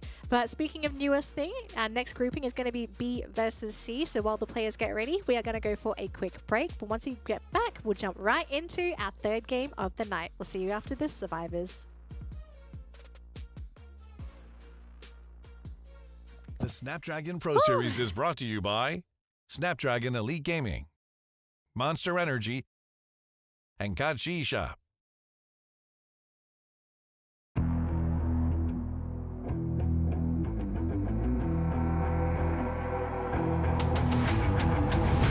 Gotta get it, I'm on the mission, snap any minute, casually winning. Stop tripping on me, stop dissing on me. Yeah, I got a dream, can't take it from me. My fire's burning, I'm always learning. Tell me where to go, man, I'm on a journey. Yeah, I can't explain it, I get excited. Keep it 300, King Leonidas. Strap in, cause it's gonna be a long ride. Working on me every single day and night. There comes a time when your worlds will collide. If it's holding you back, push it right to the side. Ain't got no time for no fear. I work too hard to get here. Ain't got no time for no fear. I work too hard to get here. I don't got the time, put me in, coach. I've been going hard, time to let it show. Everything raw, give it to me now. Let me have the spot, man, it's going down. Gotta get it here, I don't wanna wait. Take what I want, then I go train. Gotta get a win, I won't lose the game. This is my year, I ain't gonna break. Strap in, cause it's gonna be a long ride. Working on me every single day and night. There comes a time when your worlds will collide.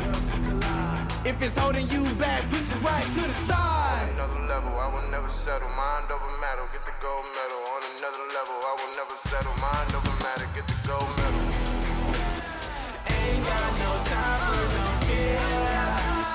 I work too hard to get here. Ain't got no time for no fear. I work too hard to get here.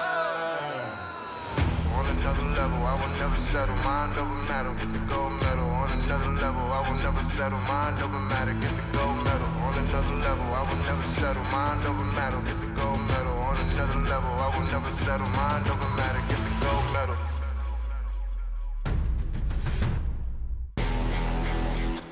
Ain't got no time for no fear. I work too hard to get here. Ain't got no time for no fear. I work too hard to get here. Ain't got no time for no fear. I work too hard to get here. Ain't got no time for no fear. I work too hard to get here.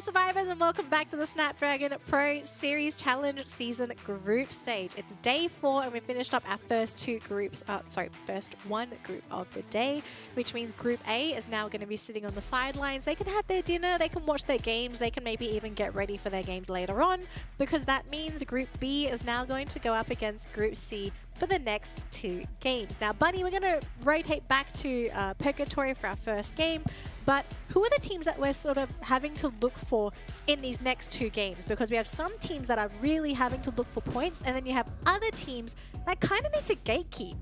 Agreed, definitely. Once we saw how they were during the first game and second game when they fight off with Group A, there are certain teams that we might be able to see or might be looking forward to have that consistency going back into the next round. And I'm looking forward to see if the team of Attack All Round will maintain a great positioning, despite they did struggle a little bit. But when we talk about Group C, I mean, look at most of them are right on the left page. We have Heavy, we got EVOS Divine at the 10th place. We got First Raiders, Eclipse.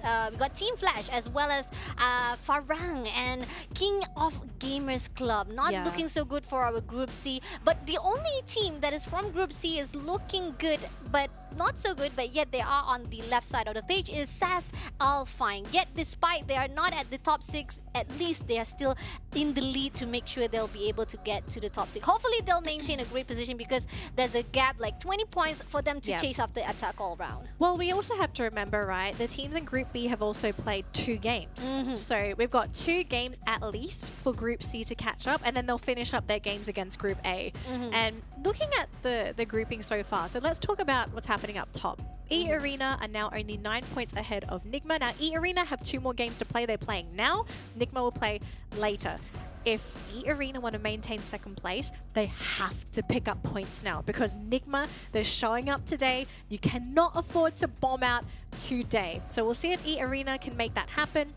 Attack All Round, another team that hasn't really had a very good day today. They're really wanting to pick up those points. But SES ALFAINK, the Indonesian pride, right now representing the region, doing fantastic. But we might be able to see EVOS Divine make the climb as well. This is another Indonesian team that we need to watch out for. They've been doing pretty well. They haven't been able to catch up with SES, but maybe today could be the day where this team really comes in there and says, hey, we are not just another EVOS team. We are just as good, if not better. Agreed, definitely. And the fact that we are seeing a lot of our Indonesian teams for the first 2 games have been doing well. They have been performing well. We got to give a little bit credit to DEWA as well as MDH. Who would have thought MDH Esports were going to get that booyah? So I hope that motivation, seeing how Indonesian teams from Group A is doing well, the team from Group C definitely will feel the wrath, as well as maybe having the motivation to do the same as well. Now, here's the teams that needs to be watched out from Group C and Group B. SES ALFAINK, as we talk about it, they are struggling, but yet at least they are maintaining at the left side of the page. EVOS Divine, the one that you've been talking about, that maybe they want to rise to the top. They want to make sure that their brand is lifted up and being put as a pride as well, because their brother team EVOS Phoenix is doing well at the top place, but Divine, on the other hand, they're struggling. They're right at the edges of that leaderboard. On the other hand, King of Gamers Club. Now, here's the thing. They're at the bottom. Yeah, it's been really tough, especially compared to some of the other tied teams. But I think people are looking at them and thinking like, hey, why are they here? Firstly, they deserve to be here because they actually qualified. So for anyone that has any doubts, these teams, they all qualified. So it just proves that the competition has been really tough so far. But I do believe we're almost ready to jump into our first game. But before that, we do want to thank our amazing sponsors for putting this tournament together. So firstly, we've got to unleash the beast here with Monster Energy. Thank you to them for giving us the energy to not only cast the games, but for the players to have the energy to give us some of these amazing games that we've had so far. And it's only been 2 games out of the 6 games that we're scheduled to have for today. Agree, definitely. 4 more rounds to go that you need to unleash your beast and be the best here tonight inside our SBS Free Fire. On the other hand, something that they need to look forward to, not only just to qualify to the grand finals, the best part that the grand finals will be held right at Jakarta on the 5th, as well as, on the 4th and the 5th of February next year, 2023. Come on, guys. Grand finals at Jakarta Jakarta, that's going to be an awesome treat for every of our players from Free Fire. Yeah, so make sure you mark your calendars. It's going to be an amazing grand final because we're going to be seeing the top 6 teams for this tournament automatically qualify, and we are going to have another qualifier for the remaining 6. But most important thing we're going to focus on now is Group B versus C for today, and to see what kind of changes we could be seeing on the leaderboard. Now, from the past games that we've had so far, Group B tends to do much better than Group C, right? I mean, the leaderboard sort of gives us a good idea as to who sort of does well, but I am curious to see what could possibly happen because the teams in Group C, they have started to pick it up. I think they're starting to also figure out what's happening with Group B and how to counter the teams, their rotations, and we've seen a lot of hot drops. Yes. So I'm wondering if teams are sort of realizing, like, we kind of need to hot drop some of these other teams to have a chance, because if they have the equipment, if they have the weapons, then things get a little bit tough from here on out. But Pegatory is on the way. I do believe the players are going to be dropping in just a second. Firstly, to everyone that's watching on some of the other streaming sites, we want to hear your thoughts in the comments. Who do you think is going to get the next booyah for this round? Now, I'm going to kind of go in blind here and say that we are probably going to be seeing EVOS Divine pick up the booyah. On my notes, on the other hand, I think EARENA wants to do a little bit of comeback, you know, because they have been struggling for that first 2 rounds. So I think they need to do something to live up to their own name. And they have been doing well for the 3 days they have been fighting off. And I know for a fact they don't want to lose any more positioning at that top leaderboards. On the other hand, the flight path looking so good. The rest of the teams are already on their own land spot. But which team will be fighting straight away? It seems that we are going to see the heavy team fighting off with VGM. Yeah, so it looks like V Gaming are going to be able to secure the high tier loot zone because Heavy, they've only sent 2 players in. Although we are going to be watching this other fight here. It is going to be DEWA, and they've actually lost BAM in the process here. So a little unfortunate to lose their player. They're up against FARANG here. Now, FARANG are not in the same compound, so there is absolutely a possibility of DEWA to get out of here. Although it seems like Rain actually dropped away from the team and he's coming back in. So I guess they're saying, guys, we need to regroup. And they might lose another player here. Oh no, he's right under all of these FARANG players. But here we go, Rain might be able to get this one player from FARANG off that hill. It's a King of the Hill battle here, but so far no one is going down. Rain, he's trying to reload, but no, he will go down. Unfortunately to Jazboo. Now we're down to our final player here for DEWA, and if Renz can get out, at least he'll be able to get the revive off. But we can see one of the FARANG players hot on his heels. Oh my lord. I mean, a little bit of that aggressiveness coming in from FARANG teams, and this is what we're also looking forward to as well, because they haven't been doing well. But moving along to the V Gaming, the ones that were already been seen with the team of Heavy. Shots can be seen, but still not enough to down it. They're going to wait a time, and shots coming through from Bond right here. Dane's down from Anxiety. I thought they were actually going to meet with the Heavy, but turns out they're fighting with Anxiety. Oh, this is a pretty interesting fight here. 2 players on the side of V Gaming are down, and they are going to go for the revival pad instead. So they've forfeited the high tier loot zone. They say, all right, you can have it. We'll give it to you. We want to get our whole team back into this fight. So we'll see 2 of their players revive, hopefully, unless someone decides to crash the party as they possibly see that revive coming through. So back onto Anxiety's point of view, they were able to pick up that 1 kill, and they are going to continue to relocate. But outside of that, it seems like the game sort of calmed down. No more hot drops. We're not seeing any more vulturing. I guess we're just going to have to wait and see what really happens here, where the teams are going to be deciding to loot. But Bunny, looking at the map, where are we seeing the most teams so far? Like, what's the density looking like? I mean, it's scattered actually. Not a lot of teams are sticking together, but this is the team that will be spinning each other right now. We got the KOG meeting off with the X-Pan. Now, 1 player has already been shut down. Osaka trying to fight it off, gonna hold their ground first, looking for positioning, but has already been spotted out by X-Pan Roy. Can they make it through? Looking for the opportunity to fight off, but they're gonna make sure they can fight with 2 players. They're gonna stick together, but unfortunately, no! Nicely done by Roy right there, going straight to our KOG. Shuts down, but no, there's a retreat favor coming in.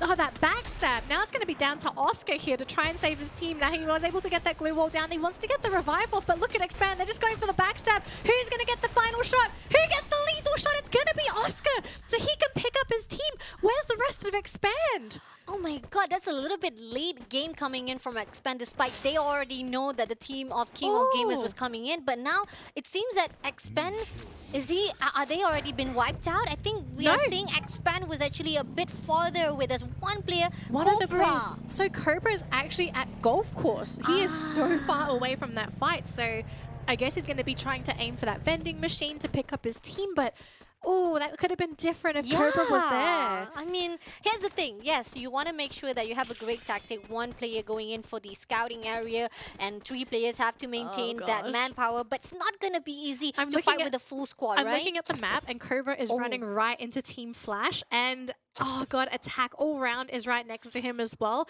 So there we go. We're actually seeing Flash shooting at Cobra. I don't think we're going to see it because Cobra gets eliminated. That's going to be it. Expand. Terrible opening for this team. They had not the best games for the first 2 games, and for them to be the first team eliminated in this game, they've got one more game to go. It just, we had a discussion with Husky before the broadcast started, right? And we came to the conclusion that last week Expand didn't do so well. They really needed to make that comeback happen. They're starting to show a couple of inconsistencies, and we can't figure out what's really going on. And it just seems like it's continuing into today's play day. They need to sort of figure out what the issue is with the team. Is it maybe it could be an internal thing? Maybe the team's trying to experiment with different things. It's just that I feel, let's say they are experimenting, I don't know if you want to experiment when you're halfway down the leaderboard. If you're top 6, then sure, maybe you can try some crazy stuff, but oh, this team is struggling. Yep, definitely. It's really sad day to see Expand doing, when the fact that they are right on the left side of the page, and when the moment that he sees that they're going to be the first team to be wiped out and sent back to the lobby, here on out, we know for a fact they're going to be dropped to the right side of the page. Now, moving to the safe zone, it seems that they are going through... Oh my lord! Okay. Ooh, it might be seeing a water circle. Now, for some reason, these seem to be incredibly rare, so I'm looking forward to maybe seeing our first one. I'm not sure if Husky and Victor had a water circle yet. I know I haven't. I've been waiting for it to happen, so my dreams could come true. But we're still looking at a pretty dense lobby. 11 teams are still alive. We've still got 41 players. So anything could really go. But if we take a look at the map so far, so who is in a good position to actually defend this next circle? It looks like right now Attack All Round are sitting next to the river on the eastern side. King of Gamers on the western side, and it seems pretty clear. The only team they have to worry about is FARANG, and then you have Team Flash that might have to fight with EARENA for that bottom domination of that river. So EVOS Divine are very far from the center, so they're going to have to fight through Axis and SES ALFAINK. And V Gaming, they could be an anomaly because they're coming in from the very western side, and there's no teams on that side. Okay. Here's the thing. We were so confident that the fact that EARENA is going to be very, very comfortable at their own positioning, but turns out somebody's going to knock on the door and say, "Hello, can we join into your island as well?" We got the team of Heavy right here. Are they going to go in for the rush? Because so far right now, we are seeing that the attack all around, they are already holding off to the edges of the river, and I like this. It's the fact that they can actually spot out any team who wants to actually cross the area to go into the zone. It's very open where they are, so they're going to have a pretty easy time spotting out some of these teams. King of Gamers, though, under fire here as Bayo actually spots out one of the players. Saka, unfortunately, probably is going to go down here, and unfortunately, that's going to be it. Osaka is down, although King of Gamers, the rest of the team has arrived. Has Flash maybe taken a little bit more than they can chew? So far, they're in a very good defensive position. Beautiful glue wall, able to keep Bayo alive there, and we're going to continue with the pressure here as Yan Bin gets right into the face of King of Gamers. Now, King of Gamers, almost losing his life there. Oh boy, can they continue with this fight? They're King of Gamers, they're not going to end, they're never relenting. JLX is going to go down. Oscar, can he actually make this play happen? He needs to make it work, but no, he will go down. Lethal shot going in favor of Team Flash. Nobody on Flash has gone down. No downs, no deaths. King of Gamers, big disadvantage. Oh, nicely done. A great positioning. That defense-wise was just amazing coming in from Team Flash. But King of Gamers, unfortunately, like we said, they have been struggling and they're at the bottom. They need to do something. But I gotta say, this is actually a really good start for them despite they are at the bottom. They had a great runs when they were fighting with the other team just now. But now when they meet off with the powerful team, it's not looking so good. And I have to say that this is something that we looking forward to see if the zone is going to be on their side. Now, moving towards right now, we see that EVOS will be meeting off with the Inside, but FARANG. Jesbu, don't get spotted. Just hide Jesbu. I think they know where he is. Oh dear. Just hide that. They spotted Jesbu. Goes for the time turner. Can he try and get these lethal shots in? No. FARANG eliminated there by SES ALFAINK, the leaders for Indonesia. Now we're going to switch on over here to the other Indonesian team, EVOS Divine, who are currently under fire. They attack all around, now going in for the Vulture plays. They're going to gatekeep these teams, prevent them from coming into that circle. On the other side, the King of Gamers actually getting a kill onto one of the DEWA players. That's a surprise because King of Gamers, did they get any revives off? Because last we heard there was one player left remaining, but now switching over to EVOS Divine. They're fighting on the hill here, and so far it's going to be coming down to Beyond. Now, Anxiety, is this the last player left on the side of Anxiety? It looks like it is. Oh no. Can he get the shots? Nah, that's going to be it. Konoha down, and Anxiety going to finish in 10th place. Nicely done by EVOS Divine. What a great put-out gameplay coming in, fighting off at the edges of the zone, knowing for a fact that they stick together, corner out each of the players, and on the other hand, the zone is going to give even more pressure, but they need to get in. Can they make it through, as the fact that they will actually meet with attack all round as well, while they are going to gatekeep. Here on out, moving into the EARENA right here. They are meeting off with the team of attack around as well right here. Going to throw a little bit of grenade to the side of Heavy. Can it make it through? No, I think there's only 2 players for Heavy here, and they've actually managed to get one of them down. No, that's going to be it. Heavy were a little bit too heavy this round. Attack all round, going all out with the aggressive play. But actually, we're starting to see some players fly in. This is going to be EVOS Divine. Now, EVOS, they do have some players moving forward. Unfortunately, they have a couple sitting on that bridge, and it's going to be very hard to get onto that safe zone on ground. So if EVOS want to make this happen, they need to get some knocks down, or they need to safely get their team over. So they are leapfrogging everybody. And attack all round, also showing a lot of respect to the teams. They're not just going to sit there and take the damage. But now EVOS, they're going to try and wrestle their way through attack all round. But one of the players on attack all round do go down. EVOS, 3 players down on the side of attack. EVOS are making the break. No one goes down, and attack all round are going to die all round. They turned the whole thing around. Amazing job. Attack all round was the one who actually gatekeep, but EVOS Divine just comes back alive and shuts them down easily. But on the other hand, right here, ALFAINK coming in for the fight. Can they make it through? Nope. It's the end because they take that sweet positioning, the right time. ALFAINK just say like, oh, are you guys done with fighting with the team? Now we're coming in to clear you out already. Oh my gosh. SES came in, they were just like, Ma'af, this is our game. I'm sorry, Indonesia. Nope. There's only one Indonesian team that can make top 6, and that's going to be us. Now we're down to 5 teams left here. Bunny, 15 players remaining, and so far it's looking really good here for EARENA. They have Limit sitting in this watchtower here, helping to spot for the team. They've got 1 player left on the side of DEWA. It's Rain, and he's crouching to survive, and so far it is working. But no, he will go down. Beautiful shots there coming out from Predator. Now it's going to be down to Flash on the western side, and then coming in from the top, we have SES ALFAINK. 13 players remaining here. Actually, there's one more team. Who is that in the top left corner? Is that King of Gamers? Hello? Yeah, it is. That's one King of Gamers who's been hiding at the edges of the zone. Kevin. Oh my god. Kevin, if he can continue just creeping his way in, he might get those placement points in for the team. So I'm really excited here. I mean, nobody suspected. Nobody even spot him out. So we can say, oh no, ALFAINK. Jojo was taken out. Kevin did it. Kevin was like, no, this is our kill. We're going to stop you. SES. Look, Kevin got enough. Kevin got Jojo. Kevin. Oh my god. Kevin, what are you doing? You one-man army. And while this is happening, EARENA are getting rid of the competition. They're fighting against Flash. And Flash are crouching. They are crouching in the circle. Oh my god, this is so interesting. 4 teams still surviving, and each one of them is just taking one bite to each other. Now Kevin is already spotted out. Ray, come on. Ray already spotted him out. That information was given. One player coming through. They're going to go in for the fight with Kevin. That's the reason why you shouldn't actually expose yourself, and Kevin will be shut down straight away. On the other hand, right here, we got 3 more teams to go. ALFAINK just going to close it off. Spotted out the team Flash. Shooting to their side, but still not going to be enough. They're going to throw a little bit. They're gone!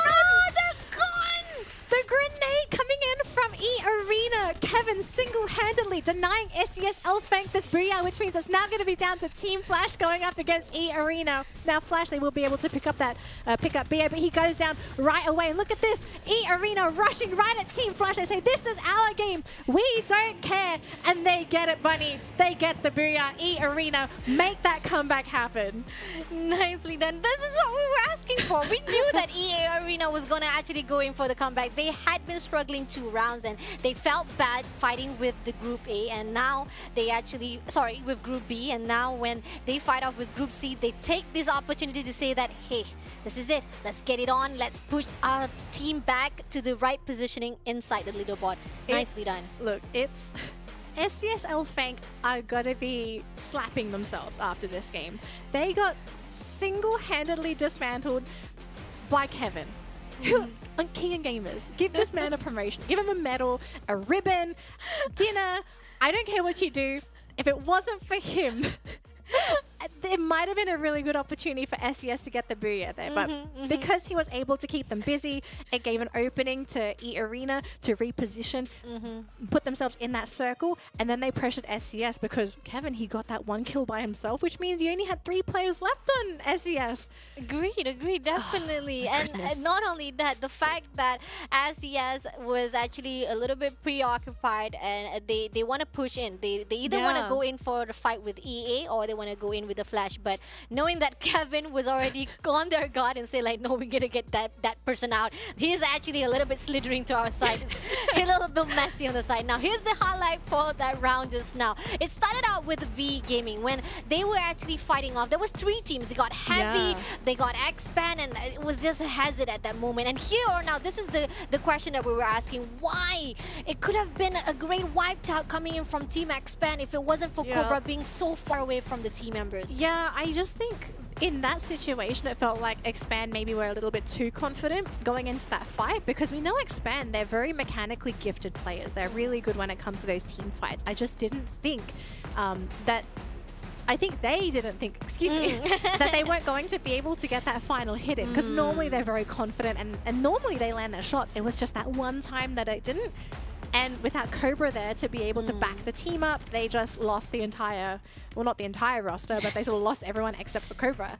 And then Cobra got eliminated too, so the team was sort of out of the equation. So Expand, it's been a really tough day. For anyone that's cheering for Expand, they're going to have to really pick it up for this next game. Now, speaking of the teams that are not doing so well this round, V Gaming, not that great. This was another team that was actually sitting on the left side of that leaderboard. They looked really good. But unfortunately, not so great for their first game, but of course there is plenty of opportunities for them to come back because they've got 3 more games to go. But EARENA, they redeem themselves. That's the most important thing. Agreed, definitely. I mean, most of the teams right now who is at the left side and those who are at the right side, it's going to be a little bit of switch from the sides, and that's going to give a little bit more moral boost for the teams, and they're going to say, hey, there's going to be another chance. There will be more opportunities, as this is only the day number 4. So knowing for a fact there's a switch, possibility of that switch from one side to another side, teams are more vicious, more hunger to actually get those win. And EARENA, on the other hand, denies it, saying that no, we're still gonna maintain a great positioning. That 2 rounds was wrong. It was not supposed to happen.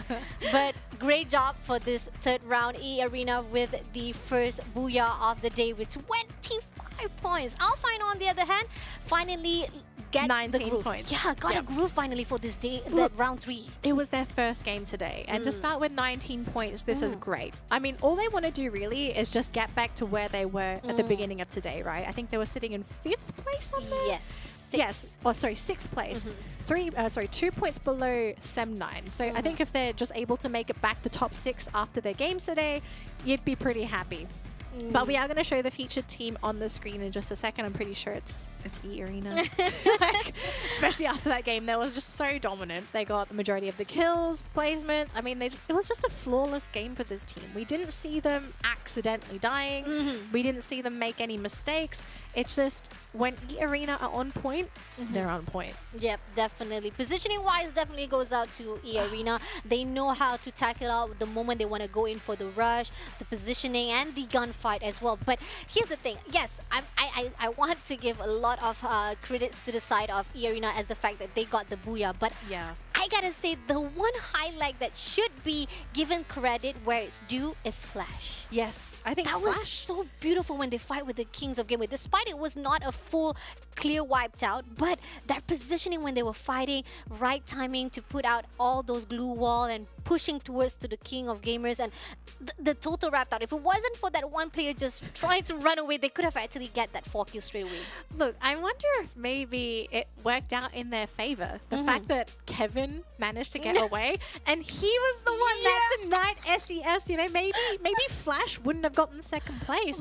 Maybe they were going to get fourth instead. So I think, you know, if you're Flash, I think you'd be pretty happy with Yeah, definitely. Oh my god. Sometimes you just gotta let things happen, and even though you don't get those full 4 players, it might work out. But if you're in the game, you won't know that because you don't get to see who's actually dying to who. So Yes, definitely. but afterwards, the coach will just be like, hey, you left that player, but he helped you, so it's okay.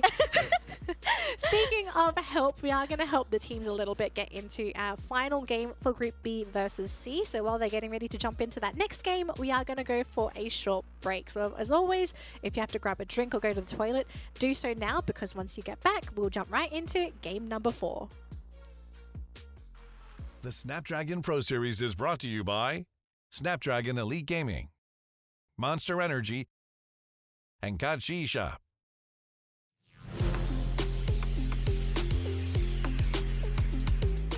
Hello, my name is AXT Canojo from Team Anxiety from Philippines, and I am the team captain.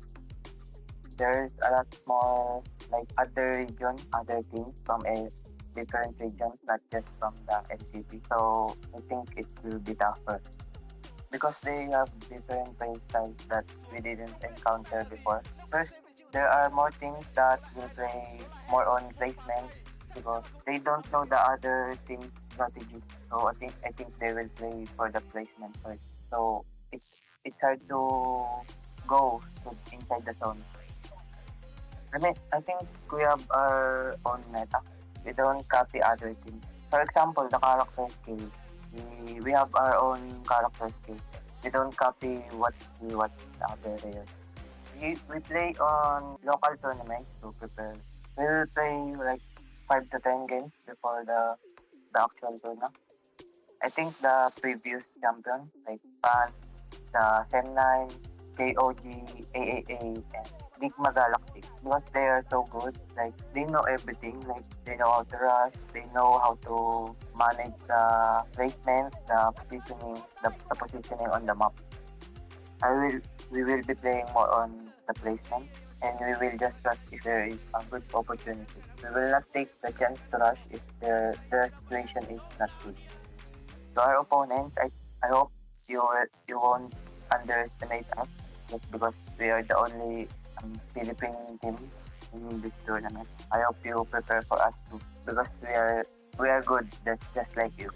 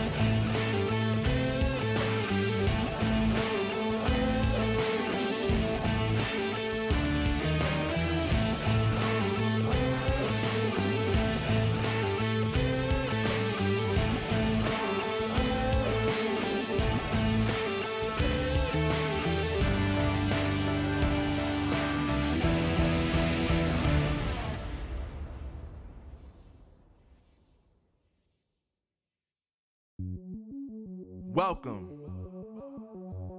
to the place where dreams come true. Where everything you want can be yours. If and only if you're willing to work for them. You're willing to hurt for them. But most of all, you're willing to be first for them. Ha! Look, I'm going straight to the top. I don't know how I would stop, like it or not. I got some goals that I'm hitting. You hear what I'm spitting? It's hot. Look what I got. Whole lot of passion and pain. The road to success is insane. Stay out my lane, cause I'm on a mission. I'm getting what stands in my way. Yeah, I'm a beast. I wouldn't play with me, baby. The way that I'm training is crazy, and I do it daily. You wanna talk about drive? I got more drive than Mercedes. I've never been lazy. I'm in the room, it's a red alert. You wanna compete? Well, get better first. I got 10 toes in the dirt, push through the hurt just to show them my worth. I'm the best. Yeah, I'm the best. I never stress. I know what's next. I'm who they test, like we playing chess. But I'm unimpressed, so now let me flex.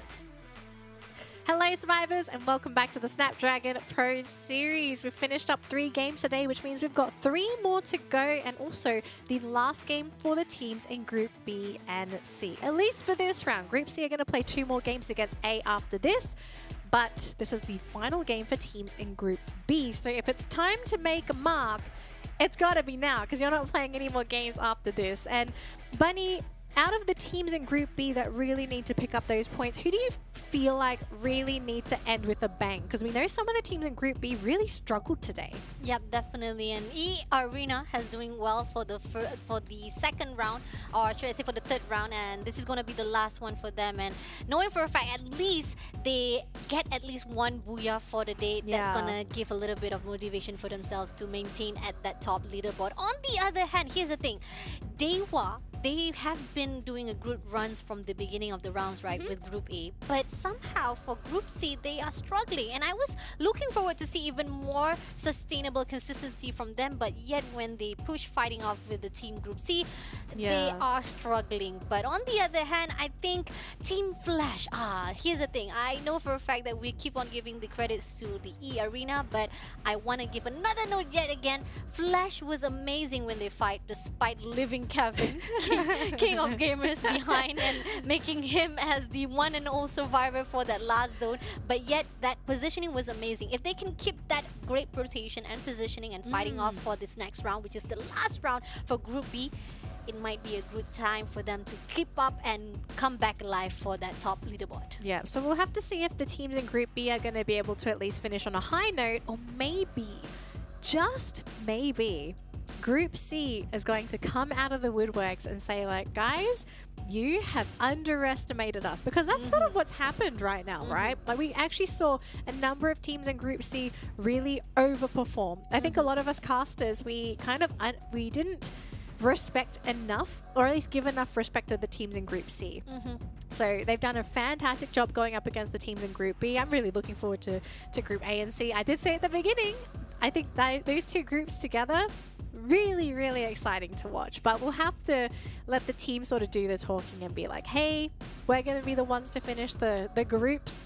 How are things going to sort of end? But I want to talk about 2 teams in particular. We saw SES, ALFAINK, as well as EVOS Divine, both Indonesian representatives. SES denied the chance for Divine to possibly make it any higher. They sort of kicked down their Indonesian brothers. Sometimes you got to do what you got to do, right? Yeah. Like, you got to kill everybody. But EVOS Divine are actually making a pretty good comeback on that leaderboard. They're picking up some good points, and we actually might see 2 Indonesian teams make it to top 6. And I think that would be pretty interesting, considering that they're also both in Group C. Definitely. They're fighting each other for these points. Definitely. And the fact that EVOS Divine was able to push from that top 10 now going into 9th place, it's a miracle to see how they're doing well and performing well for the first game of the night. And hopefully it will maintain, because as we said already, they will meet with Group A in the end as well. So the thing about Group A is that Group B as well, and the fact that we know for when they fight off with Group B, there will be some unsustainable fight, and the consistency of that, their own fighting power when it comes to the next two last rounds is not gonna be as good as they are right now. So hopefully it's still maintained. On the other hand, the teams that needs to be watched out right here, we got Sam9, King of Gamers, as well as EVOS Divine. Yep, yes, definitely EVOS Divine is something that we are looking forward to, as the fact that they have been doing well so far for the round number 3, and they will hopefully, as we already talked about it, that maybe they will bring a great brand to themselves and saying that, hey, we are just as good as our brothers. Yeah. So I'm looking forward to seeing groups A and C after this, but I think we kind of have to sort of shift our gears and reverse back to B and C, because we're not at A and C yet. Okay, let's just calm down. But I am keen to see what happens, because we are going to be jumping into Alpine. I do believe we are almost ready to go. Yes, all the players are in the lobby. We're just sort of waiting to jump into the map. But I want to hear your prediction, Bunny. Like, after seeing that game on Purgatory, who do you feel like has the best chance of getting the booyah for this round? I'm all out for EARENA. EARENA? Seriously, because the fact that if they can maintain a great positioning as they did before, and the fact that a great, massive, passive-aggressive that they have done so far, they might be able to maintain a great positioning and maybe actually get back the positioning they did before, you know? So something that is looking forward to. What about you? I like going for the underdogs because the surprise factor, but also it's like, it's nice to see them do well. So, gosh, I'm just thinking, who do I want? I did EVOS Divine last round. I think I'm going to probably have to give it to SES ALFAINK. I feel like they are also technically one of the top teams in this group, but I just feel like the consistency from SES, it just really shows when they play their games. Like, we don't see them finishing towards the bottom of the rankings. They're either in the middle or they're top 3.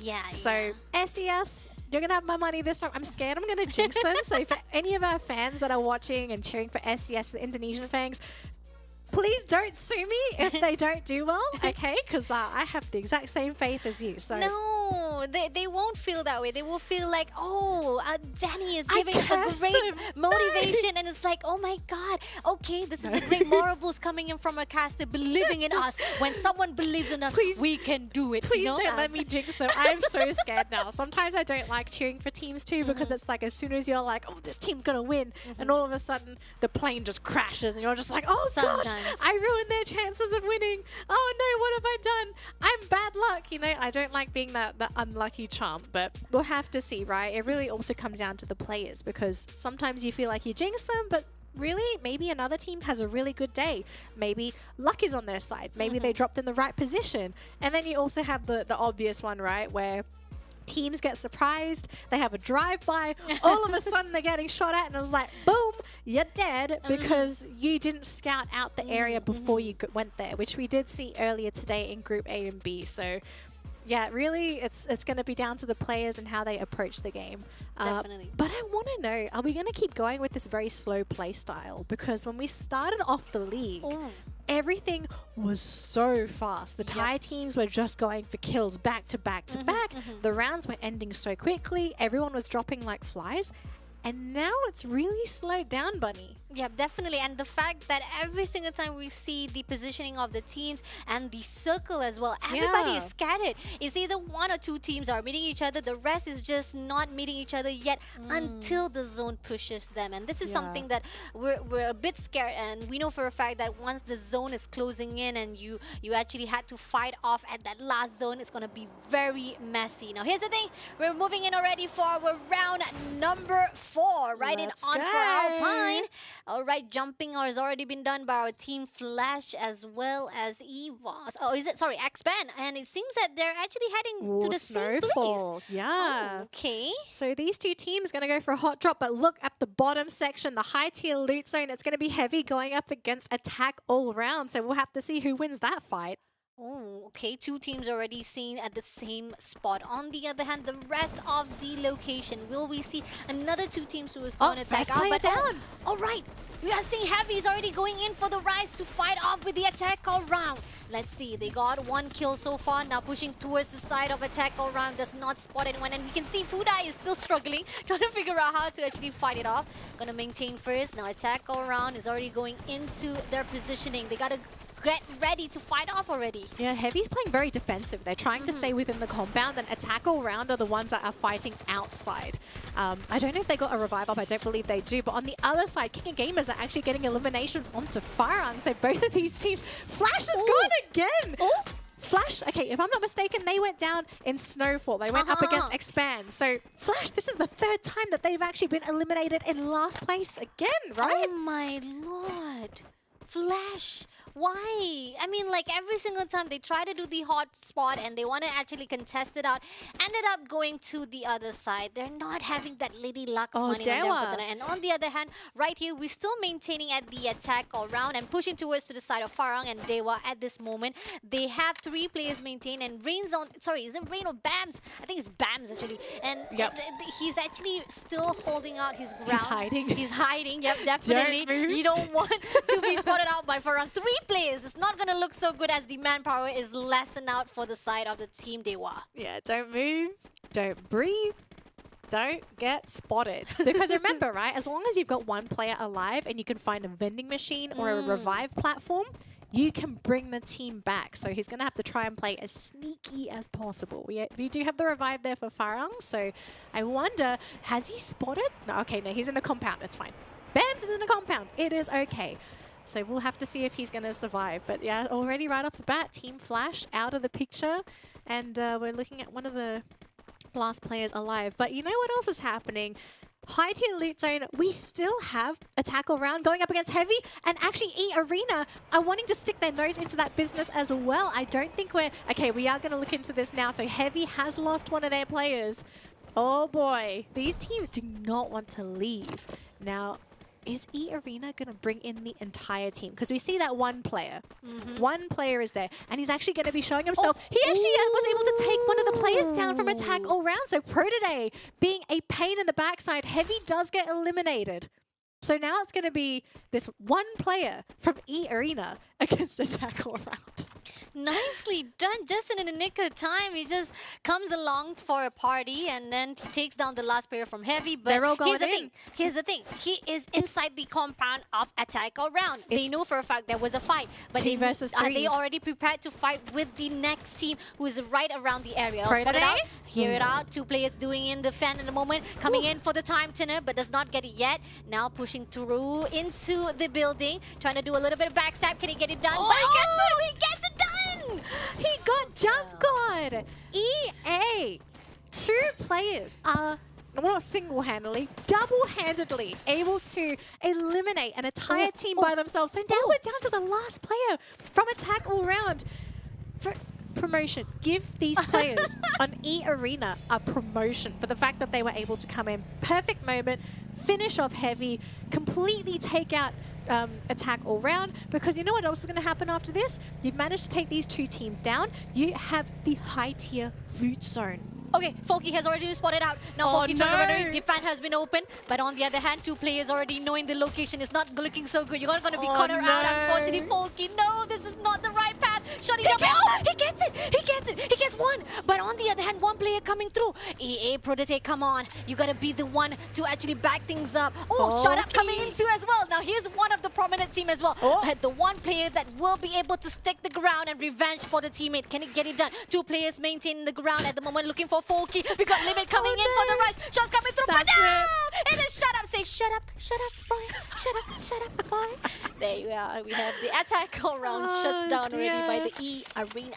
Oh, that's going to be pretty shocking for attack all round, because this is their last game for today. So that's not going to be any more points going into their pocket. This team is basically done up until tomorrow. So pretty disappointing. I mean, I thought it was going to be good for attack all round, right? Like Heavy went down, they were going to have the high tier loot zone, they could go into the next phase safely, but It's teams like EARENA where they come in, play hyper aggressive, catch these teams with their pants down, and then they're able to pick up the rewards themselves. Switching on over here, we do have Anxiety. They're going to take a well, at least they're going to have everyone sit in a lovely little car, maybe go for some sightseeing. Where's Grab? 5-star Grab service. We'll find out in just a second because they drive by Farang. And on the western side, it's SES ALFAINK. So I don't know if this is a good decision here for Anxiety, because if they get caught with any of their vehicles going down, this team could get sandwiched. They actually go right into SES ALFAINK. Okay, this is not looking so good. I mean, like, I'm not sure what... Oh, there you are. We're about to say it. And now, meeting off with the team of C's ALFAINK. Shutting down Showmai. Got Toby already been taken down. Now left with one more player. Anxiety, you're bringing me Anxiety as well. Now shuts down straight away. Anxiety, unfortunately, has also been taken out as well. Oh, the pain. The pain for Anxiety. This is another team that's really looking to pick up those points to climb up that leaderboard, and now going to be denied by one of the top teams. But we still have one more player. Now, here's the thing. He was away from every single player that he's going to be the one who's to survive, and he still has the opportunity to raise up for the team members. But unfortunately, I mean, that was a mistake coming in from Anxiety, and they need to learn it fast, quick for this last round. On the other hand, we are seeing that EVOS is coming up for the team of X-Pan. Too fast, right in the front to lead it off. On the other hand, Airbags is just gonna crawl through with the vehicle coming in. Does he want to try and go for a road He's gonna kill? hit. He's gonna hit and run. Okay. Can he get it? Can he get it? No. Too Fast went down. Yeah, so Too Fast is down. He will finally get picked off there by Mr. 5 and a straight buyback Rexroy. He's like, nah, you're coming back into this game, brother. So it's still going to be 4v4, but unfortunately Too Fast is coming back naked. So he's not going to be in the best position to try and go for this fight. So Expand looking to back off. They're going to rejoin their teammate, and maybe they can re-engage into EVOS tonight. We'll find out what happens later on, but yeah, they're going to group up. They've got a crate for him as well. They're like, all right, fam, take the stuff. Take the stuff. Make sure you got something. We're going to go back into this fight, brother. Yes, as the zone is closing in at the moment right now, it seems that most of the teams are already very comfortable inside the zone. They don't need to worry about anything, as the zone is... everyone is actually at the edges of the zone, so they don't need to bother. On the other hand, the one who's actually will be meeting with the team, it could be Farang, because we still see Bams right there being silently all alone. Don't move. I'm the only one here, and nobody spots me at all. I need to survive for day one. I love how... maybe I don't love it. Farang is still there, right? Like, Bams has just been waiting. Although, you know who else has not been waiting? SES ALFAINK, because Ray actually got knocked down there. Luckily, he was able to be picked up. Anxiety, I think that's the last player on the side of that team as well. So, DEWA, unfortunately, going to lose his life here. Yep, he falls down. Elimination goes to Bara as well. So SES looking pretty good so far. 4 players still alive, 4 kills to their name, and seems like they are well on their way to maybe picking up that booyah as we watch Farang here just scouting out the area. But King of Gamers is actually to the northern side of that circle, so we might see some action if Farang do decide to continue going in that area. But Too Fast, he's back in the front lines. He's like, it's okay, guys, I already died. I don't mind dying again.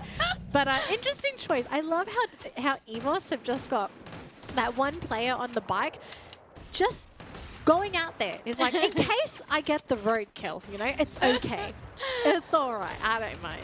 Doing anything. Just try to get any tactic to just get a kill. But on the other hand, right here, you can see that EVOS is finally shooting to the side of X-Pen. We got ABAX looking to the side of Too Fast. But grenade throws out. It's going to give a lot of pressure to the side of X-Pen. Can he get it done? Can he get it done? Nope, it's not enough to actually push through. But on the other hand, grenade to both of their side as well. Now, Beyond will be pushed out by 2 players. Now, he cannot hold to that stone anymore longer because they're coming in. They're going in for the rush now. Beyond gonna fight, but he's able to retreat it out. 2 players coming in. He's able to take down 1 player. On the other hand, right here, X-Pen expanding themselves to expose to the side of EVOS, and Divine is already prepared to fight off. It's basically all down to Cobra, and unfortunately he's gonna he will be able to get the knock, but Cobra, he also gets taken down here by Bjorn, so EVOS are gonna be able to get the pickup. So it really just comes down to the Axel at the back there. Can he get the snipes in? But unfortunately that circle is gonna have to start pushing him in. But look at this, EARENA are coming into this fight as as well. EVOS, they thought they were safe. They thought they could get the pickup. They will be able to fly out of there with one of their players, Sam, able to get out. But it looks like we might actually say goodbye to Bjorn. Wait, he went down. EVOS Diviner out. Oh my lord, EA coming in, fighting off straight away at that third-party engagement. Moving along to the team of FARANG, they are fighting off with the SAS ALFAINK, shooting down one of two players. It's not enough, but at the moment right now, they're putting in position now. And you can see that Jemba going away from the positioning, trying to scout the area. But on the other hand, they are going to gatekeep the zone. Jemba, unfortunately, will be shut down as well.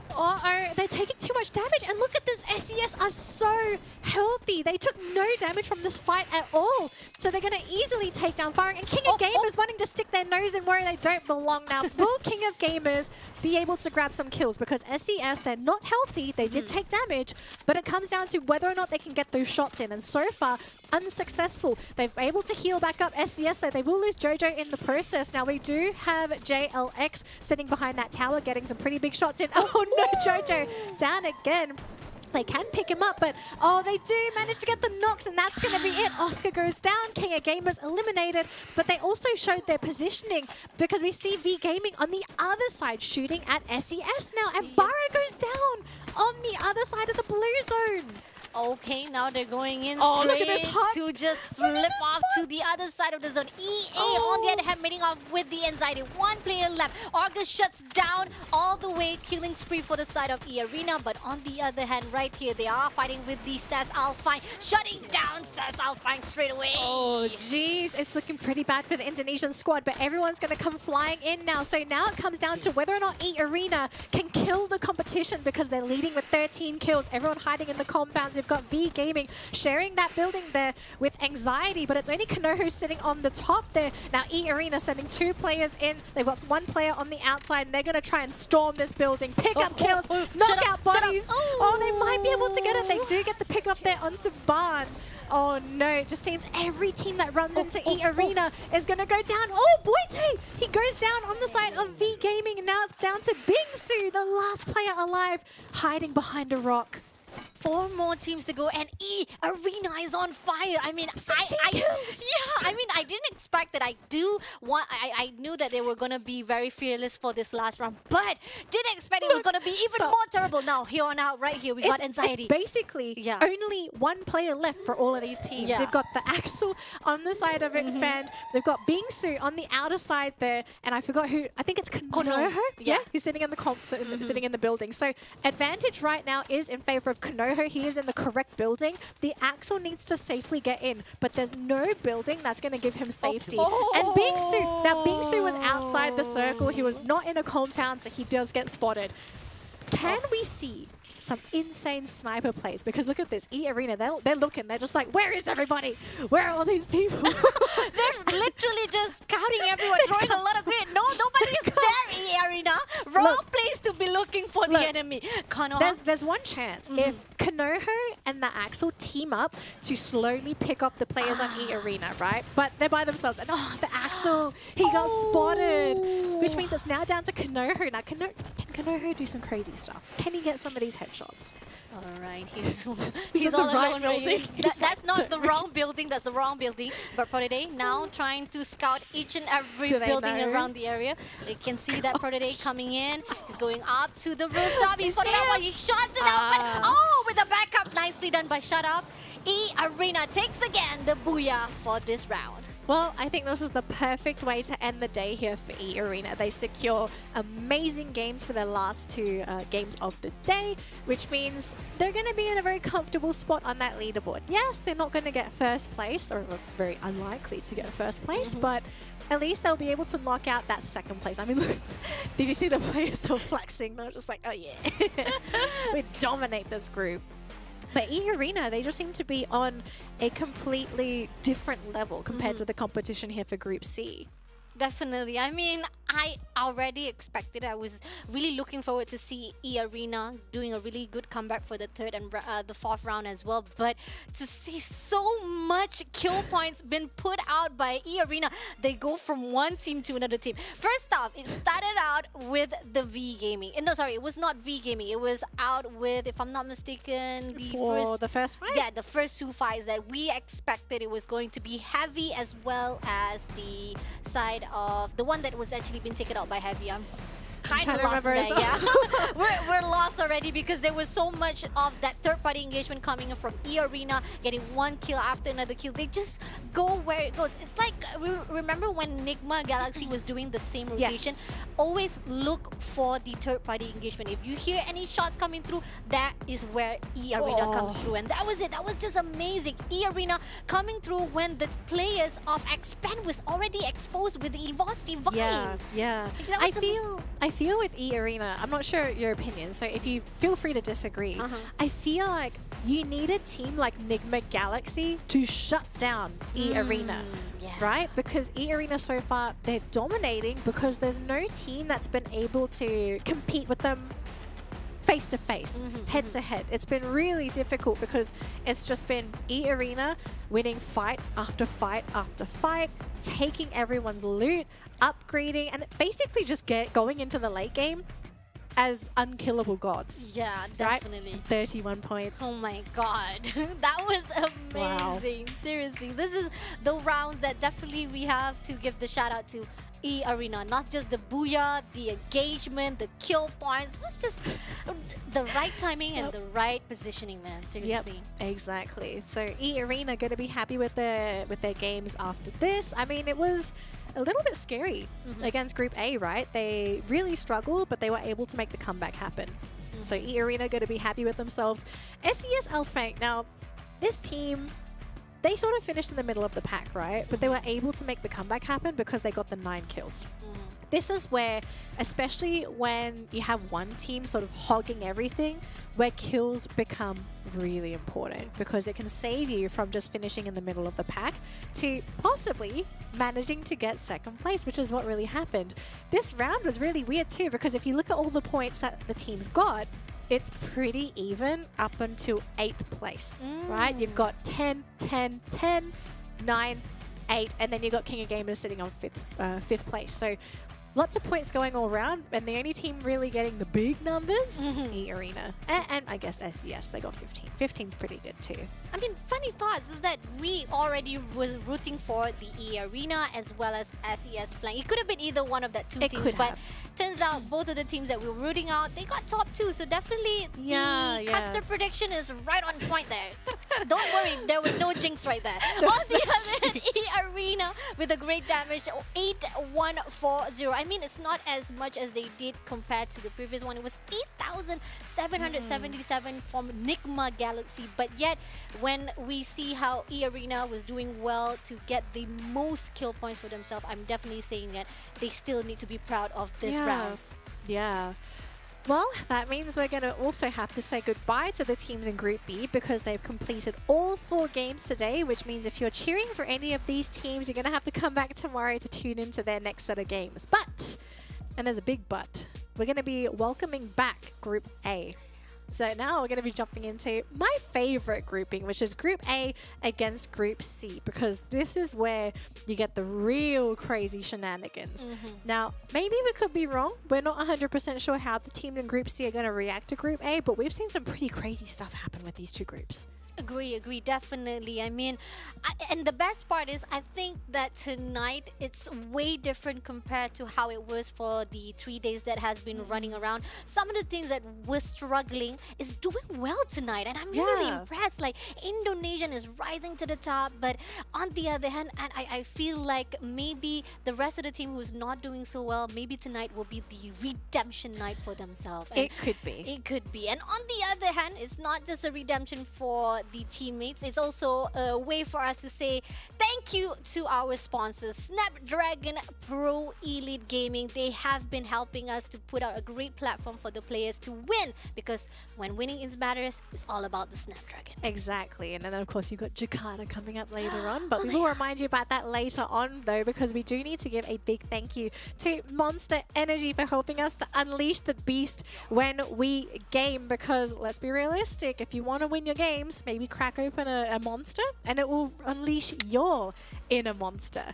Now, of course, it's not just Monster Energy. We also need to give a big thank you to Kachi Shop. If you're looking for a reliable partner to help you top up in your games, take a look no further, because Kachi Shop has your back. Check them out if you're looking to make any purchases in the next coming days. Now, we are going to let the players sort of have a short break before we jump into game number 5. So that's also a cue for you guys to have a break. So we'll be back in 5 minutes. We'll see you after this.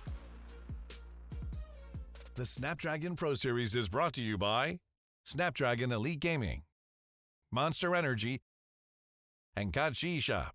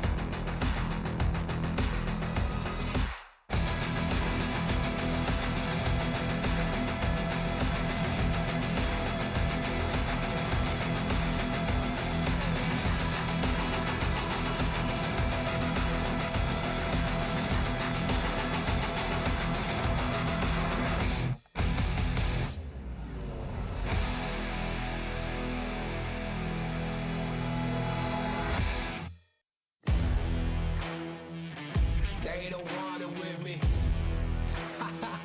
You got a problem with me? Love, you don't want it with me. Man, you won't ever stop me. Who y'all really got a problem with? Who y'all really trying to solve it with? Who don't really like the sound of this?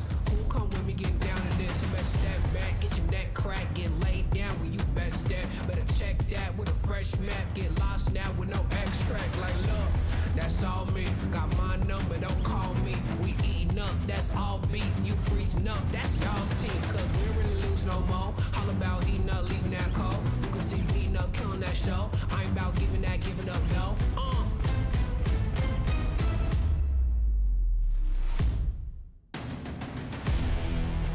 Nah, cause they don't want it with me. Look, you got a problem with me. Look, cause y'all don't want it with me. If you start a fire with me, then you never gonna stop me. Ay, sound the alarm. We about to go on. You getting it wrong. Time to go off. Can't hold us back. Truth hurts, you always that. My truth lurks, say y'all collapse. Now scoop first, where your homies at? Come my team with me right now. My team so mean right now. But what you mean y'all out? It's time to weed y'all out. Okay, we coming back with a vengeance. Time to go start your engines. What is this thing y'all mention? Time for y'all stop pretending.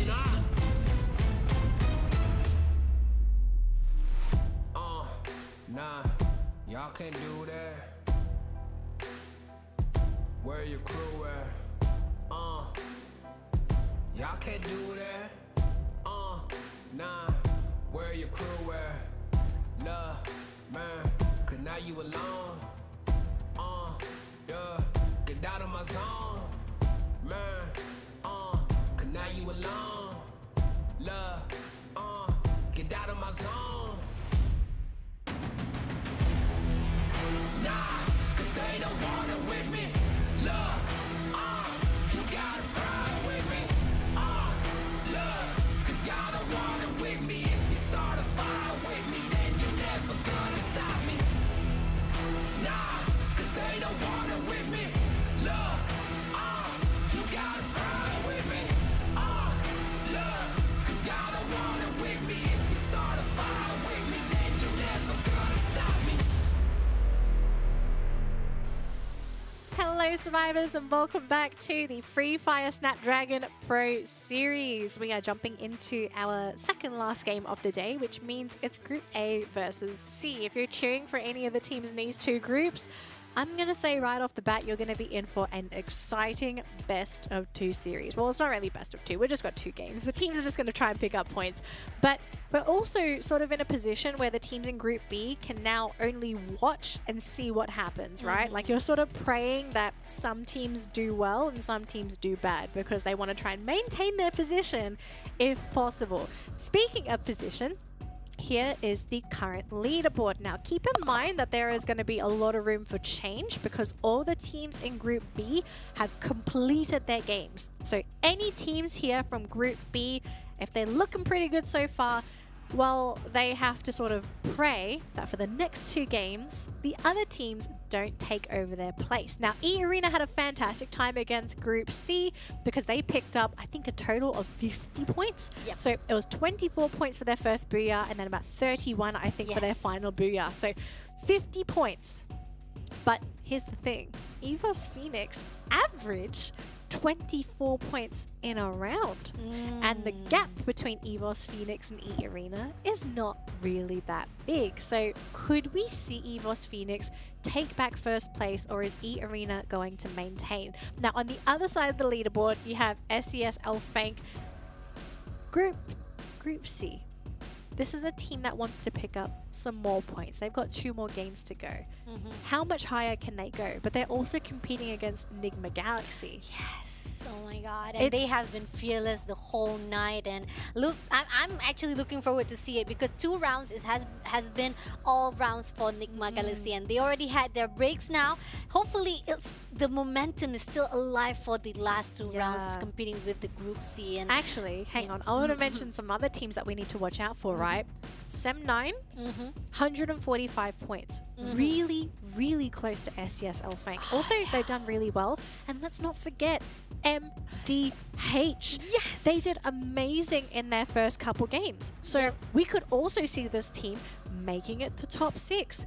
So really, it feels like a free-for-all going into this top 6. I mean, tonight is just an all night for every single team to just have that great spotlight, you know. Usually it's just biased to the EVOS Phoenix because they have been performing well for 3 days, but tonight MDH got a spotlight a little bit. NIGMA Galaxy, they might not get the booyah, but engagement-wise, they always get the kills. They always get the points. Yeah, that's the best part about it, and hopefully it will maintain till the next round because 2 more rounds to go. And not only that, I see that from Group C as well, and this is a team that we were talking about that has been doing not so good points from the past 3 days, but for day number 4, FARANG has doing well as well, SAS as well, SAS are fine, and even EVOS Divine finally pushed through from that left page to the right page. Yeah, so really, this is going to be a free-for-all for everybody, really. But before we jump into our first game for the final 2 games of the day, we do need to give a big thank you to our amazing sponsors for making this tournament happen. So firstly, big thank you to Snapdragon Elite Gaming, because when winning matters, you know who to look for, because they were also the ones that were putting together the tournament. It gave the teams a platform to train, to better themselves, to compete, a platform for us viewers to see the best of all the regions going up against each other. love it. And I really do hope that we're going to be seeing more tournaments like this in the future from Snapdragon. Definitely. And we got to say thank you because for the grand finals, it's going to be a big, massive event at Jakarta. And that's something to look forward to when it comes to not just the idea of seeing all the best team colliding with each other, competing at the same spot, but we'll see a great, massive meet and greet, and all the players as well as the viewers, they have their fan base and they might be able to say, hi, idols, I'm voting you for so long, and finally able to meet with those who have been raising to the top and doing a great job for their brands' names. Yes, exactly. So 4th and 5th of February next year, make sure you are there. And if you can't physically be there, tune in to the live stream because we're going to make sure that all of you guys will be able to catch the action and to see who's going to be crowned the champion for the entire region, Southeast Asia. I'm really excited, but it's still, it's next year. It's still like what, 2 months away. So we do kind of have to wait, but it's okay because we've got some amazing games coming up in just a second. And the other sponsor we do need to give a quick mention to, thank you to Monster Energy and Kachi Shop because again, these are two other amazing companies that were able to team up with Snapdragon to make this tournament happen. Now, it looks like the players are about ready to go. It looks like we're going to jump into the game in just a second. We are back onto Purgatory here. It's teams in groups A and C. I want to see what's going to happen. Is it going to be the kings of the tournament going back into first place, or are we going to see the underdogs steal those points away, deny EVOS Phoenix first place, and be able to make their own climb? Here we go. The plane is there. How many hot drops are we looking at? We're looking at one already. King of Gamers going to be dropping in with, I can't see who that other team is. EVOS. It's right under them. I can't see. I mean, it looks pink, so it could be... It could be anybody, but we'll have to take a look at everyone else. So Heavy will get the high tier loot zone. We have First Raiders going up against V Gaming, and I think that's going to be it for hot drops. I still can't see who that is. Is it Farang? King of Gamers. It looks like it could Farang. be. Is it Farang or? Yeah, it's Farang Jambal there. That's the name of Farang Jambal. I know for a fact. There we go. Oh, they're on the screen here. There you go. We got seeing Farang's also. sorry, this is actually. This is First Raiders. First Raiders winning off with the V Gaming. Shots coming through. Unfortunately, Carl has already been taken out. Jogger, on the other hand, able to retrade the favor, but no! Unfortunately, last man to die, and the V Gaming denies it and able to clear out the whole entire squad. Yep, they're going to take all the loot as well. So that's already our first team gone on Purgatory. And interestingly enough, the game's just started and we already lost 9 players. Oh my God. Lots of casualties all across the map, and we do see Sam 13 going to be going down. King of Gamers got 5 kills. No, because they were fighting with the Farang. Jambal was left alone. They were also fighting with EVOS. Oh my God, why are they a little bit too scared? In my opinion, this is a little bit This was EVOS Divine as well, for anyone that's a little bit confused. We've got 2 EVOSes. So EVOS Divine is going to be with the blue background, and EVOS Phoenix with the black background, just in case anyone gets confused. I am always confused anyway. Uh-oh, Jambal. It seems that Jambal has moved away from No, he's in Ski Lodge. He's going to run into V Gaming. Oh gosh, I don't know if we're gonna see it, but he's right there. I'm so scared. Oh no, Jambal. You have one job, and it's to survive. Yeah, definitely. There's a saying for King of Gamers are coming. They might ruin the party here for V Gaming. Oh. Do they know? I think they know. There's the drive-by. Do they see them? They're going for Jambal instead. Oh, wait, they're going for the Jambal. Jambal is going to go for the defense. He takes one. Nicely done. A great defense-wise. But on the other hand, he's left alone. And it seems that one more player from Kings of Gamers shuts him down. And that will be the end for FARANG team. But on the other hand, they are in the same compound with the V Gaming. And should be known by the V Gamings. And they should have actually taken this opportunity to fight it off. And JLX now trying to run away. They're coming in for his head already. We got Bun close to each other. Shots coming through right now. It is going to be enough for the side of JLX. He's already hiding behind that banner. But on the other hand, VGM should just go in for the rush, man. I mean, like 1 person versus 3 players. It's already... There's 2 players on the side of King of Gamers that's on top of Ski Lodge. But I think they've abandoned. I think this was a bit of a... Well, then again, I say it's a mistake. I think King of Gamers just wasn't expecting V Gaming to be down here to begin with, because I think if those 2 players spotted V Gaming hiding behind those crates, that fight would have been completely different. I think they would have left Gembal. They would have tried to take out these V Gaming players instead, and maybe we could have seen more players on the side of King of Gamers rushing down the ski lodge.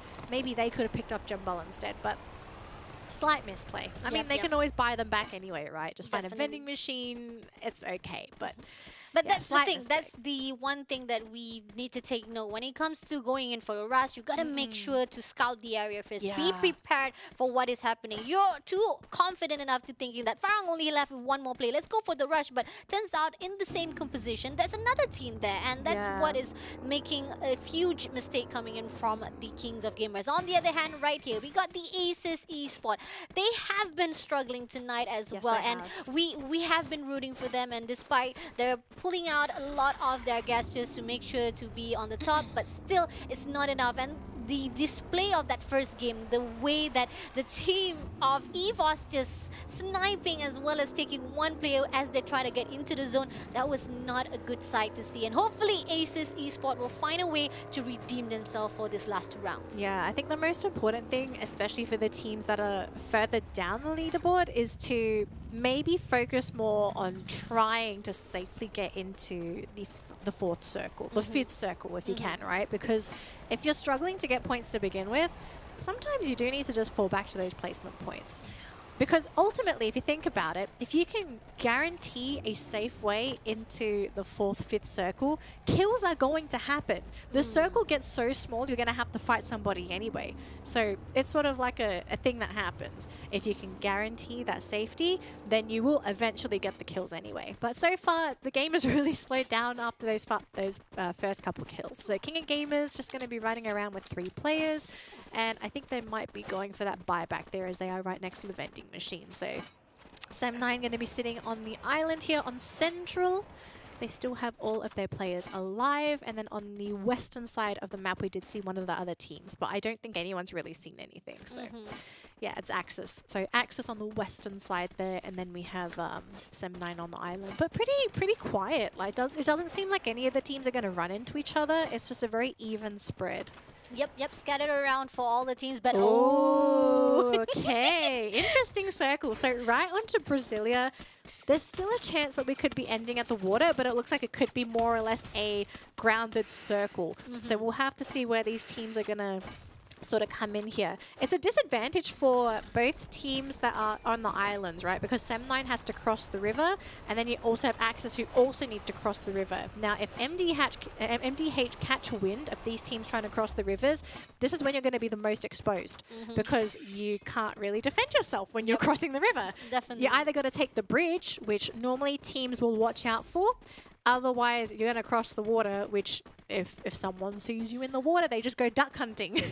And that's the thing. When Sam9 knows that the circle is going to close in, they need to cross the river. But here's the thing. Heavy is already waiting right there. They're going to gatekeep the zone. If they spotted out Sam9's rotation already, they might be able to top it off. But on the other hand, VGM is also right behind Heavy. So if they hear any commotion, they might come in for the third party. But thank God Sam9 finally I don't know whether they spotted out the Heavy. They move into the left side. They didn't actually clashes between the team of Heavy as well as VGM. But on that note right here, we see that VGM is already positioning themselves their own territory right on the high ground. Heavy right at the bottom. Can they spot out Heavy? Can they actually shoot it out? Okay, missed shot there. It's not really good because it can be heard from the other opponent's team and it's going to expose your own location. So Heavy, I'm not sure what you're trying to do here, but you got to hold your ground, man, because VGM is just right behind you. Yeah. Oh, EVOS Fiend is going to run right into SES ALFAINK. Now, these are going to be 2 juggernaut of teams fighting against one another. Now, Get High is going to take his bike further away. Are they just going to dodge this fight? It looks like it, although we did get a drop. So SES Jojo is actually the one that gets knocked over. They're going to go for the road kill. Ray gets shut down by Moshi. Moshi was like, hey, I'm just going to run you over with my bike. I don't need no guns. And that's going to be good eye going down. SES, they just got... What happened?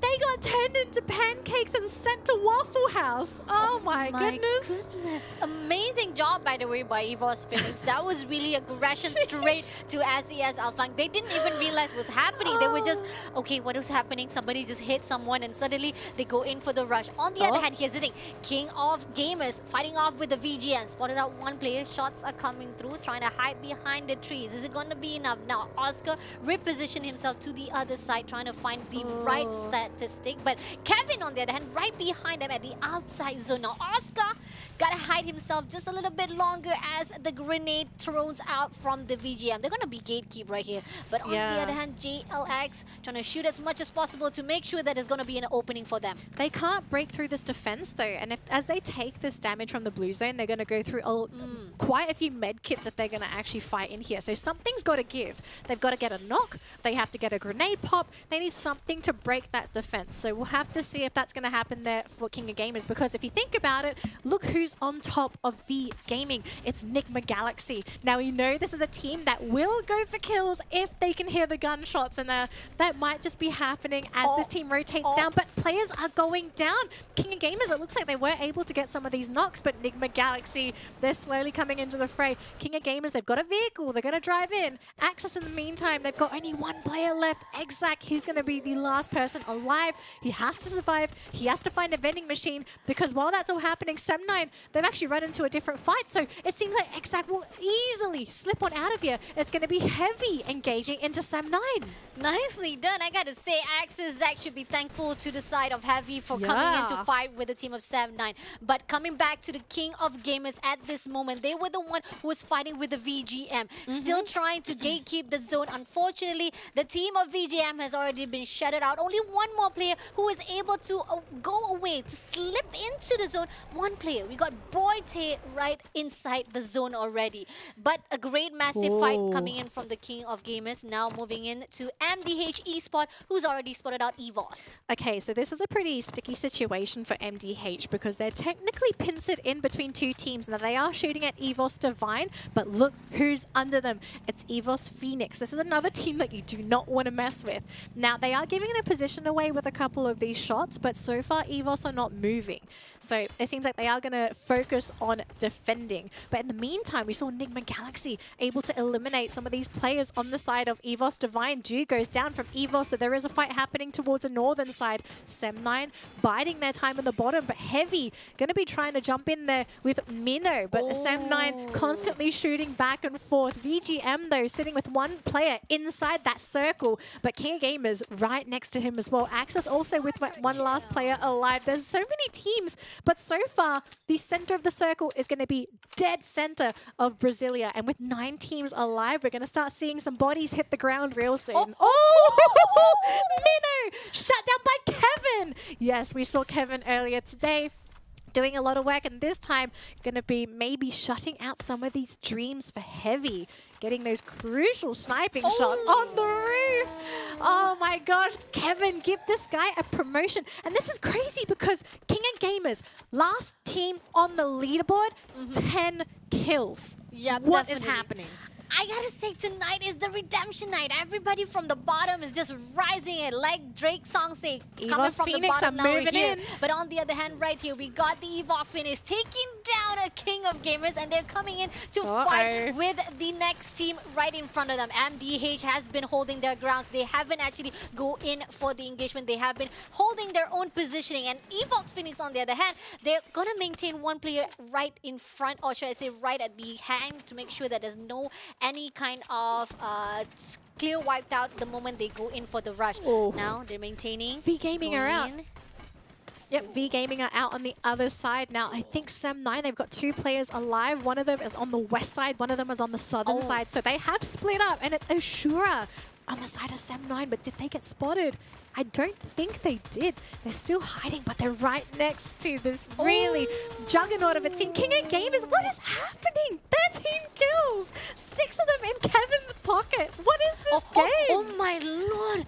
They wiped out Heavy as well. Now 7 more teams teams to go. King of Gamers is just on crazy mode right now, getting those kill points. On the other hand, the zone is closing in. We got NIGMA Galaxy is already safely inside the center of the zone. On the other hand, the rest of the teams needs to fight off. Going back to the EVOS Phoenix, we still see the fight continues with the MDH Esports. Axis are out too, so we're now down to our final 5 teams. King of Gamers currently our kill leaders. Is this going to be the chance for this team to pick up their first booyah? Now, NIGMA Galaxy, they are right on top of King of Gamers. They could be the ones to gatekeep them, but both EVOS teams are coming into this circle as well. Our final 4 teams. A drone is going to be sent in so that everyone's going to be spotted out here. King of Gamers out in the open. Now, what's happening with NIGMA? Are they jumping onto EVOS here? I don't think this is the entire roster for NIGMA as well. King of Gamers, though, getting a drop there onto one of the big players. It's Moshi down on the side of EVOS Phoenix. They have no cover. They've had to come in on a motorbike, and now King of Gamers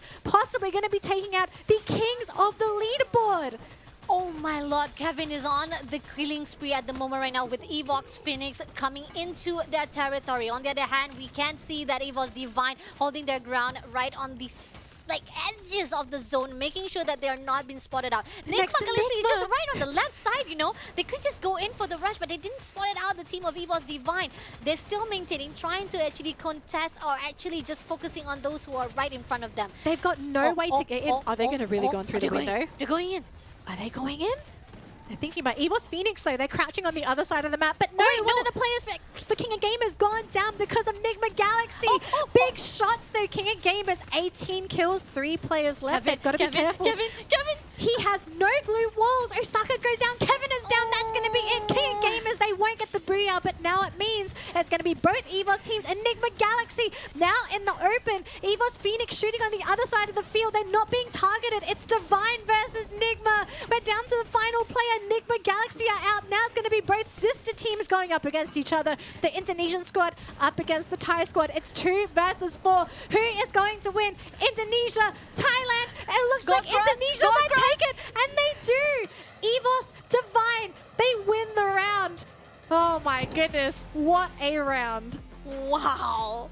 Taking down their own brother team from that bottom of that positioning they did, and now they're rising to the top, making sure that the kings of Free Fire knows that they still have the fire in their soul. Nicely done by EVOS Divine. Oh my goodness, that was a crazy final circle. So we had EVOS Phoenix on the other side of the field crouching because there was no compounds, no trees, no rocks, no buildings. They had to survive on the terrain. Then you had NIGMA Galaxy that was probably in the only compound available. And I think EVOS Divine got super lucky because the side that they were hiding on, no windows, no doorways. They basically just had to stay there. They were like, guys, we don't need to go into this building. It's too risky. Let's just stay on this side. If they want to come out and fight us, so be it. They can come to us. So amazing patience. Yes. They could have gone in trigger happy, but I am so glad that they didn't. Yep. Definitely, and it's actually quite surprising to see from NIGMA Galaxy because we were expecting they were gonna continue on with the same gameplay they did for the first and second round, but here on out it seems that they're a little bit defensive. And going back to the highlight right here, this is where it was so funny. As ALFAINK, they didn't expect that EVOS Phoenix was gonna go and crash straight to them and shutting them down straight at that round and moving towards to the side where NIGMA Galaxy, here's the thing, they didn't need to do anything. They just wanted to push in, holding on at their positioning, and once they move out, they met with the King of Gamers. They able to wipe out Kings of Gamers, but they didn't realize that Divine was right in front of them, right on the right side of themselves, and they were just waiting for the right time to fight it off. And Phoenix was just giving some of the pressure from the long range and 18 kills. Oh my lord. Oh gosh, 18 kills. King of Gamers just showing off their kings and crowns for this round number 5. What happened? Like, did they just decide, all right, guys, we played handicapped until now. We were playing with just our index fingers. Let's play with our whole hands, you know? Like, 18 kills. This team woke up. Kevin put in the work. It's like someone decided to give him dinner right before the game started, and this man was at 20-20. 110%. Popping heads, picking up kills. Look, if this is what King of Gamers can be, why did it take this long for them to actually wake up? Agree. Definitely. I mean, like, it's day number 4, and it's only now we see that they are popping off very well inside the rounds, and it's a little bit slow because they are at the bottom and they need to catch up a lot of points. But still, we need to give credit where it's due. Where with damage 8,730 with 9 headshots. I gotta say, King of Gamers, if they keep this up, this could be a good game for them, and it could push them as well at the leaderboard. But on the other hand, we saw how they were not doing so well for the past few days. So what actually ticked them off? You know what? I don't care about what happened in the past. If this is what we're going to be seeing for the rest of the tournament, count me in. I want front seat tickets to seeing King of Gamers rise up from being the last team on the leaderboard to possibly making it the top 6. I think it would be an incredible storyline, but we are going to have to wait and see, right? Was this a one-round wonder? We are going to go for a quick break as the teams get ready for the last game of the day. So sit tight. We'll see you all in 5 minutes as we prepare for our final game of the evening. The Snapdragon Pro Series is brought to you by Oh my gosh. Snapdragon Elite Gaming, Monster Energy, Why did they take so long? and Kachi Yeah. Shop.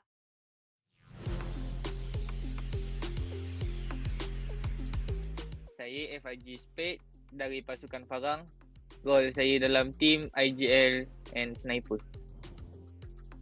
Kita orang punya nak expect dapat top 3 tu taklah tinggi sangat sebab team dah kurang training kan.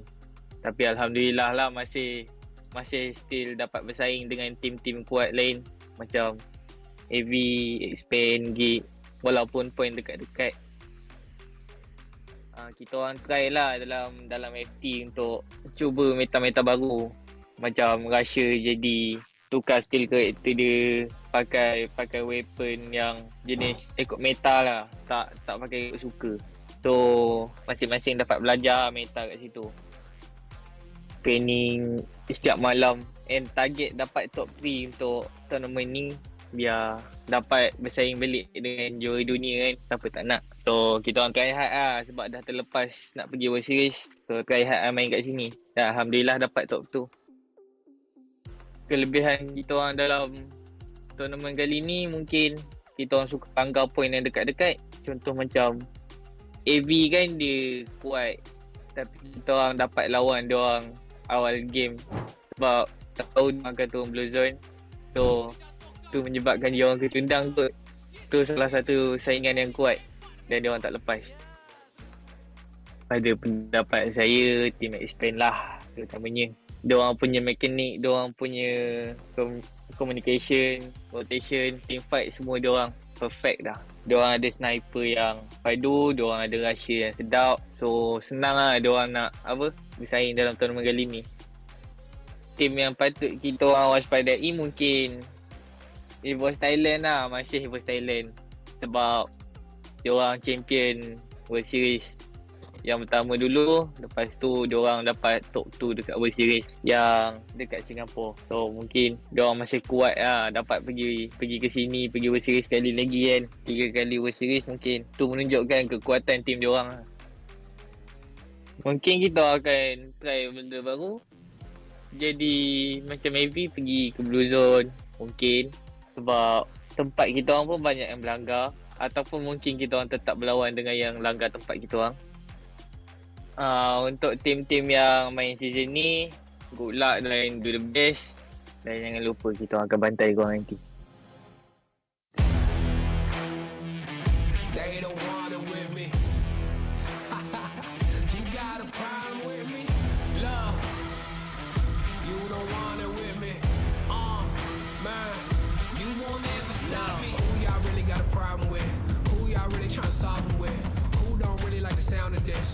Come with me, getting down to this. You better step back, get your neck cracked, get laid down where you best step. Better check that with a fresh map. Get lost now with no extract. Like, look, that's all me. Got my number, don't call me. We eating up, that's all beef. You freezing up, that's y'all's team. Cause we don't really lose no more. All about eating up, leaving that cold. You can see me eating up, killing that show. I ain't about giving up, no.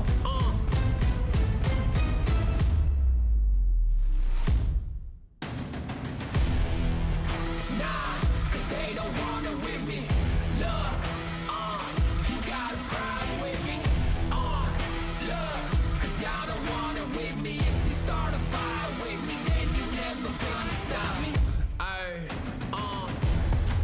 sound the alarm. We about to go on. You getting it wrong. Time to go off. Can't hold us back. Truth hurts, you always that. My truth lurks and y'all collapse. Now scoop first where your homies at. Come my team with me right now. My team so mean right now. But what you mean y'all out? It's time to weed y'all out. Okay, we coming back with a vengeance. Time to go start your engines. What is this thing y'all mention? Time for y'all stop pretending,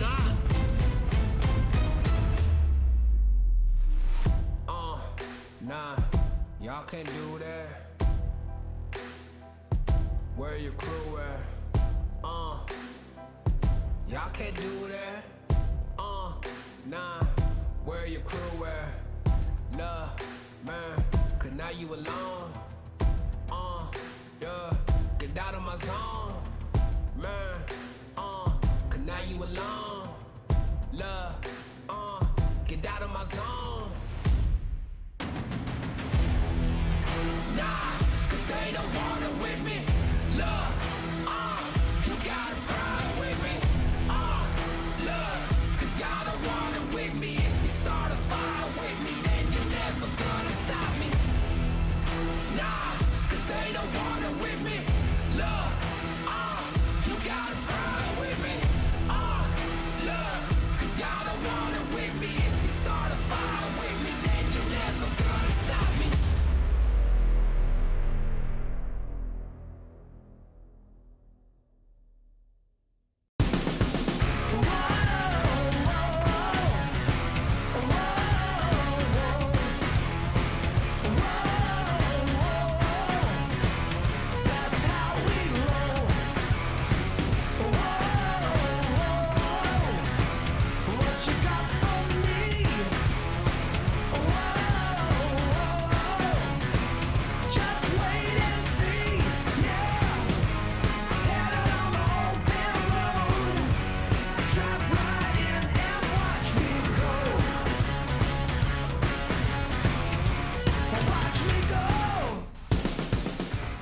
Watch me go! Welcome back, everybody.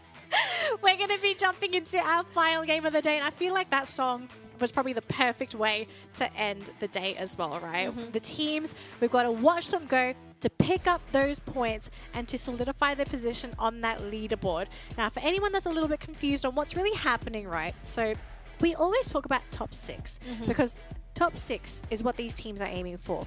The first teams to get top 6 within the first 6 days of the tournament automatically qualify for Jakarta. Now, it doesn't mean the teams in 7th to 18th have no chance. They are still going to play because the top 6 teams from those 12 teams will also be able to qualify, but we will have to look at that after the first 6 days because we're still waiting for the result of these 18 teams. Now, Bunny, walk us through what's happening with this leaderboard because a lot is going on.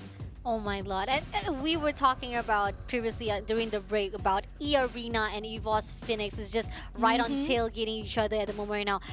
I mean, like only like 9 points. 9 points separating these two teams. Yeah, if EVOS Phoenix keeps this up for the last round, they might be able to turn the things around again and get back that first placement point for themselves. And EARENA, they got to do something better for tomorrow night.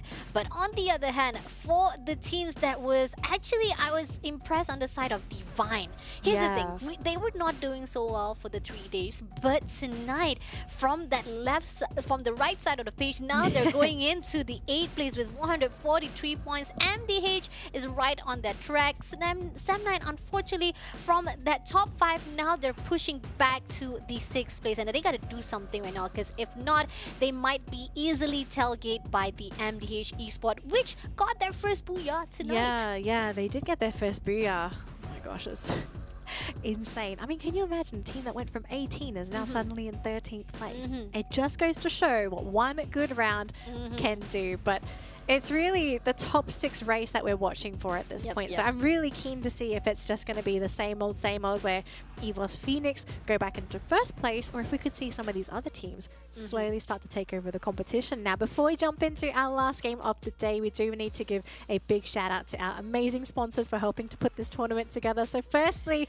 thank you to Monster Energy for helping us to unleash the beast, to cast these games, for the players to put on an amazing show for not just us, but also for you, our amazing viewers that are also tuning in to this broadcast. I think it's just been such an exciting day. We've had some amazing games, really unpredictable outcomes as well. It's not just the same teams getting the booyah. We've had some really crazy stuff happen so far. Definitely, and I gotta say that there's a possibility maybe Kings of Gamers was actually drinking the Monster Energy, because who would thought they would be able to push themselves from that bottom 18 and now they're rising right at that top 9. And I gotta say, not just top 9, sorry, top 12 if not mistaken, and they able to get the first booyah for themselves as well. So insane. Monster Energy, thank you again. I'm definitely notified that with the great energy drink, it will definitely boost your gameplay.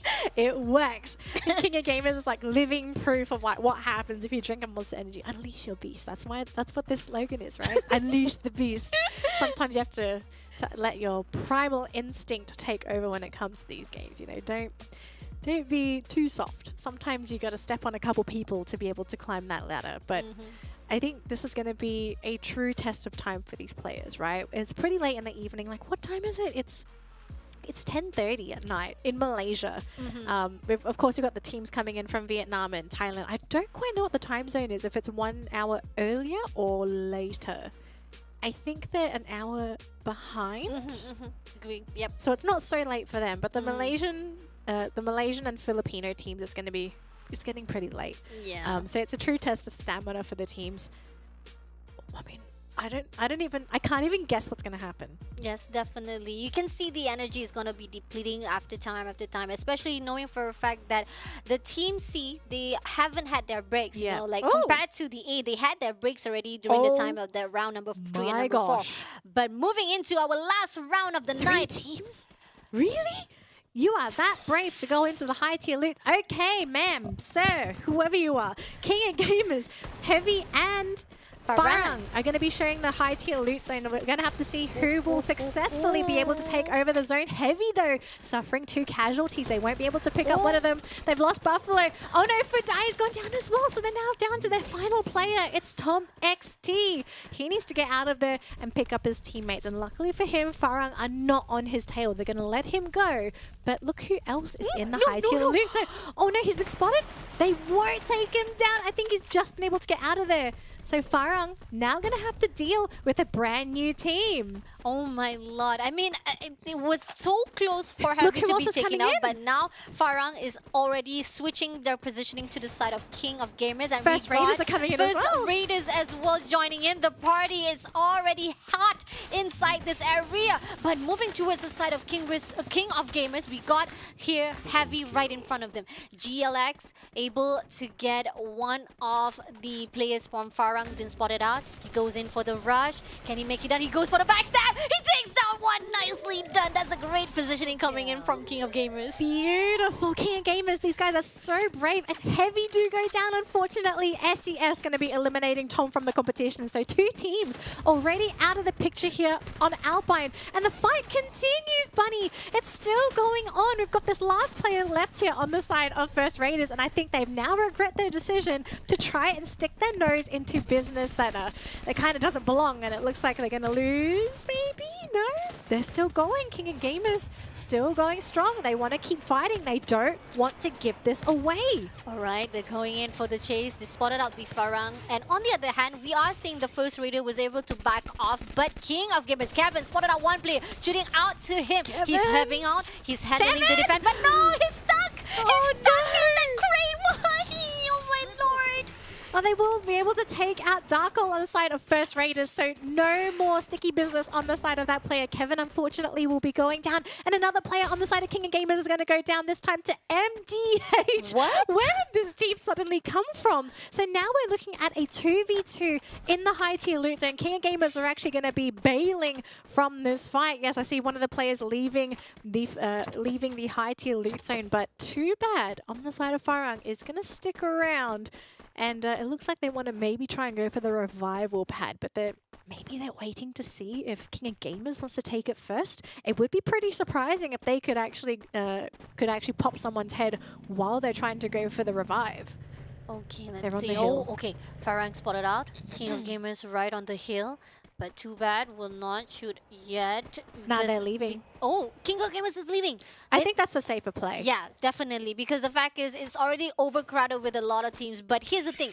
They leave, they will be entering another territory. They spotted, there's going to be another team who's actually around the area as well, which is the EVOS team. And I'm not sure if this is going to be looking so good. If you knock on another door, it could be going out from the mouth of the lion, going into the alligator mouth. Yeah, I don't think you want to go in either of these mouths, right? Like, you can't just go free. We'll have to see. Maybe they can slip through quietly. But luckily for King of Gamers, though, it looked like they got the revive on Kevin. So Kevin sort of flew away. He's going to pick up his own loot, and hopefully he will be able to maybe bring that team back into the fold. But here we go very quickly. Just going to take a look at some of the other teams here. EVOS Divine looking pretty good themselves. 4 kills under their belt.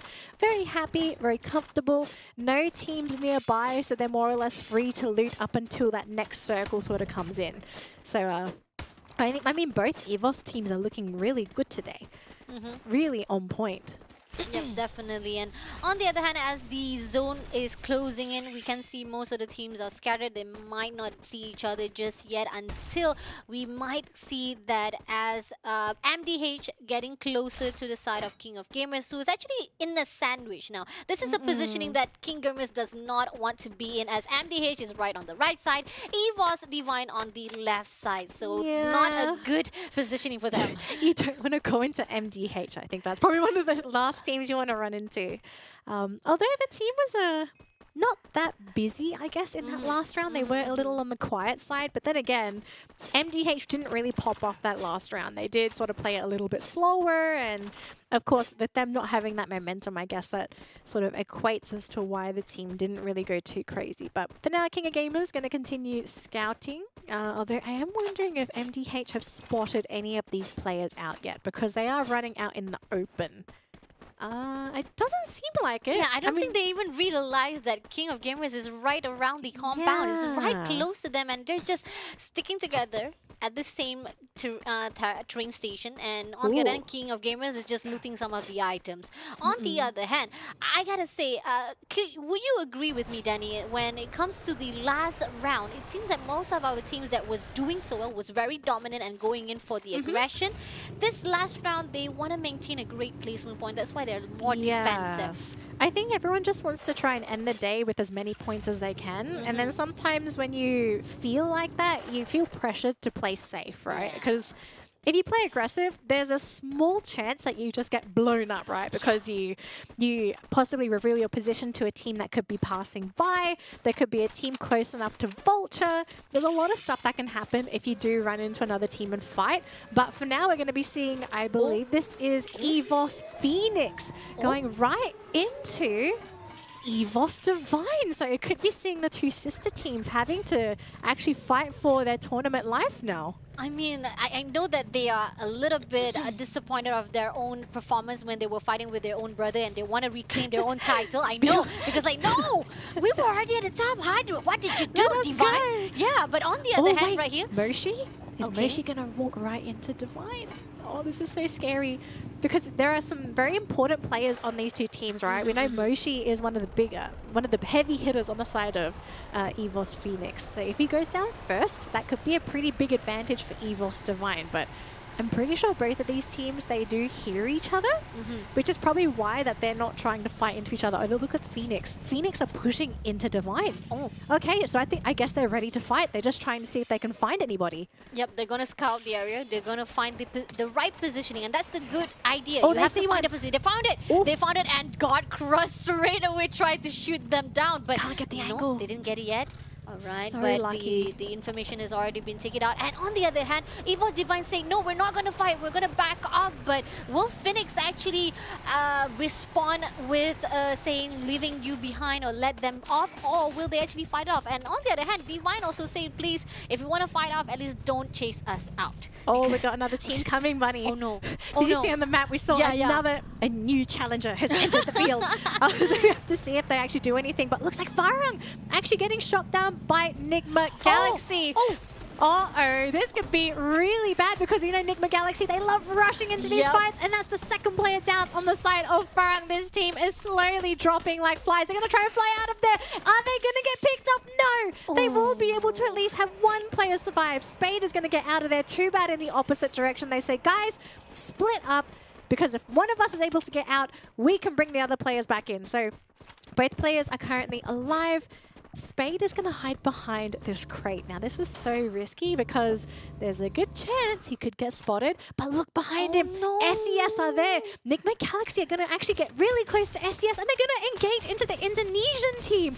This might be an opening for Spade to maybe get a couple kills on his own, right? Because if a team is busy, they're not going to expect you. Yeah, definitely. And we can see that the separation is very vast between both of the players from in the middle of the fight. He doesn't know what to do, man. Like, I don't want to be. no. But no, he's spotted out. He's been spotted out by Stop. Unfortunately, Spade cannot hold that ground any more longer, and he will be taken out. But don't worry, there's one more play, and that's what FARANG was doing. Trying to separate, making sure that they will not be taken down too easily. At least they have one more player to go. But on the other hand, NIGMA Galaxy. Okay, I'm gonna reiterate my statement just now. I thought that most of the teams who were very aggressive during the early rounds are going to play passive, but NIGMA Galaxy has proven us that last round they're going to go all out as well. Moving towards to the first riders right here, meeting off with the Sam 9 going to throw a little bit of the grenade, but they're not fighting just yet. Meeting off gonna go on for the defend first, but on the other hand, right here, Oza spotted out two players from the Sam 9. Can they get it done? First riders still maintaining their positioning. They're not going to go in for the rush, but Sam 9 comes out. Already two players still maintained. Now Darkles also going to corner them out. Nicely done.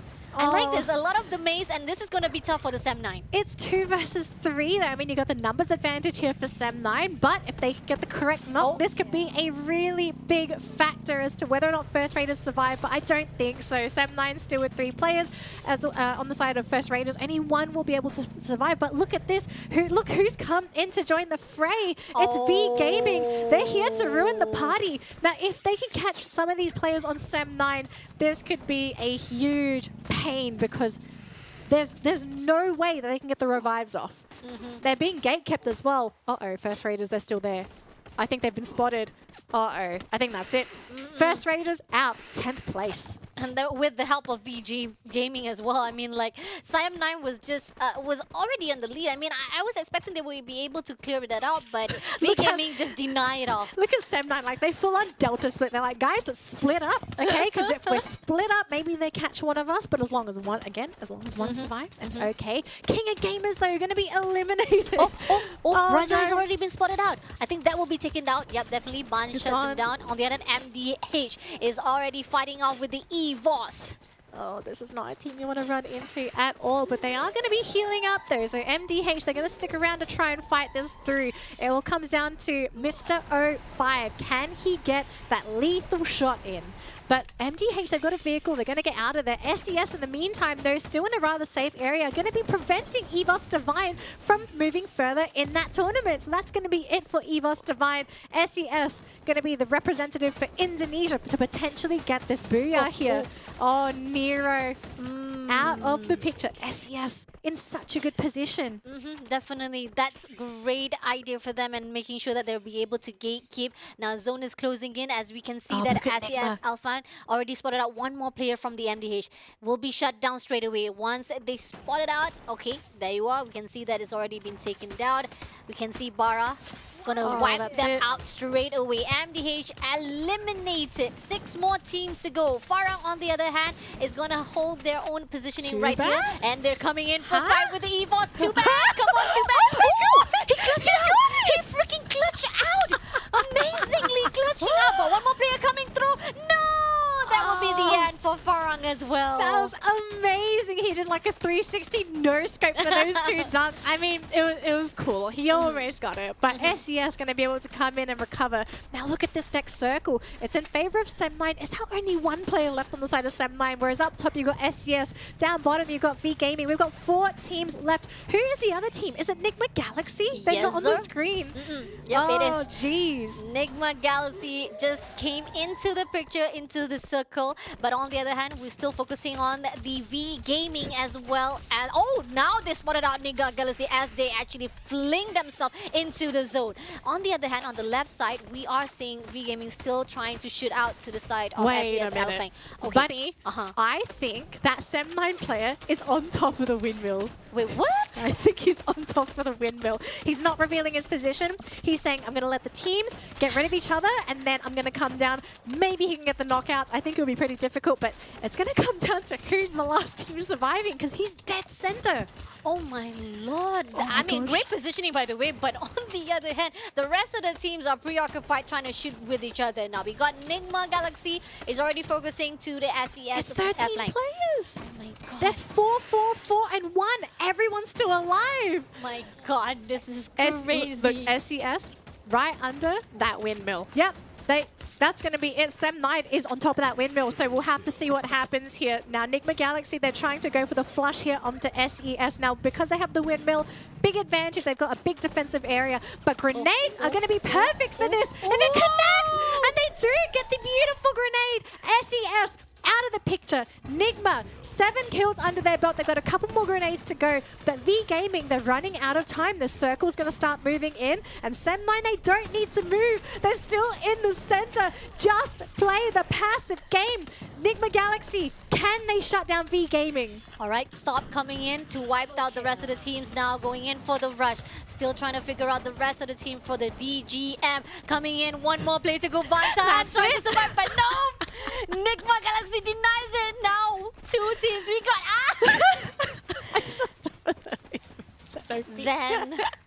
He's just going to emo. They know he's up there too. They're just like, okay, we've checked everywhere. He has to be on top of them when they're shooting on top of them. Look at that.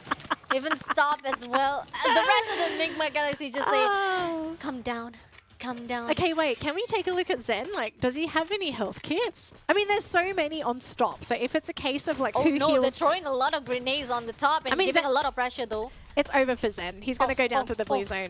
Oh. That's it. He goes down to the blue zone. Sometimes that windmill is going to win you games. If the zone decided to be on the windmill side, but not today. As NIGMA Galaxy gets another booyah for tonight. Nicely done. This really boosts them up from that top 3, and I'm knowing for a fact that some of the teams also did a great job for this last round. So what I'm interested to see is EARENA still maintained at the top. Good question. Because the gap between EARENA and EVOS Phoenix was 9 points. Yes. I think EVOS Phoenix get it. I think they got enough kills and placement points to get over 9 points. Agree, definitely. And because they were also right at the area of this last zone. So yeah. And most of the engagement also coming from them. And looking from the side of the highlights here, we can go back to where NIGMA Galaxy, this is it. I was super excited to see NIGMA Galaxy back again in a little bit aggression to go in for the rush. And especially for the fact that everybody was at the same hot drop spot. Yeah. It was just crazy. Everybody was just killing. Farang was just trying to get to Heavy. Heavy backs away, but bad. unfortunately, the 360 no scopes. that was just crazy. I mean, this final fight for me was crazy. The fact that Sem9 just sit on top of the windmill, you know, like, don't pay attention to me. Go kill each other. I'll just get the 9 points, you know. I'm happy to get them. Just placement point for my team members, man. No problem at all. I don't need to bother about anything else. But NIGMA Galaxy, great engagement, great placement point as well. So definitely they are very proud for this last Okay, round. wait. Where's EVOS Phoenix? Wait, what? 7 points. They only got 1 kill. They've actually lost first place to EARENA, and this is the first week that this has happened. Oh, I was expecting at least the placement point was going to be enough, but turns out Phoenix was not doing well for that last round. Wow, this one's a bit of a shocker. So Yeah. now all of a sudden we have a new leaderboard leader. And I think now after seeing this, if you're EVOS Phoenix, if they weren't putting 100% into their games before, we're going to start seeing it tomorrow. Now here's the thing. There's one team that we did not credit. King of Gamers Club. What just happened this last round? Welcome back, guys. Oh my lord. Despite they might not be at the top 5 or top 3, but they are at the top 6 though, with 8 points total for themselves. And I gotta say, it's doing well for themselves for tonight. I mean, this is probably the best week for King of Gamers, or at least the best day. Yes. So we've only started this week. This is the first day for this week. I'm really curious to see, is it going to continue going into tomorrow? Because we also need to consider the argument for some of these teams. Is it because they prefer Purgatory and Alpine? I had this discussion with Victor and maybe Husky as well. I'm not 100% sure. But for some of the teams, the maps are very important, the map selections, because some teams are going to absolutely play better on certain maps, and then there are other maps where they're sort of like, they're either not comfortable or they're just outright bad. Some teams just hate certain maps. Now, of course, you don't get a choice if you play them or not. It's just kind of going to get as many points as possible.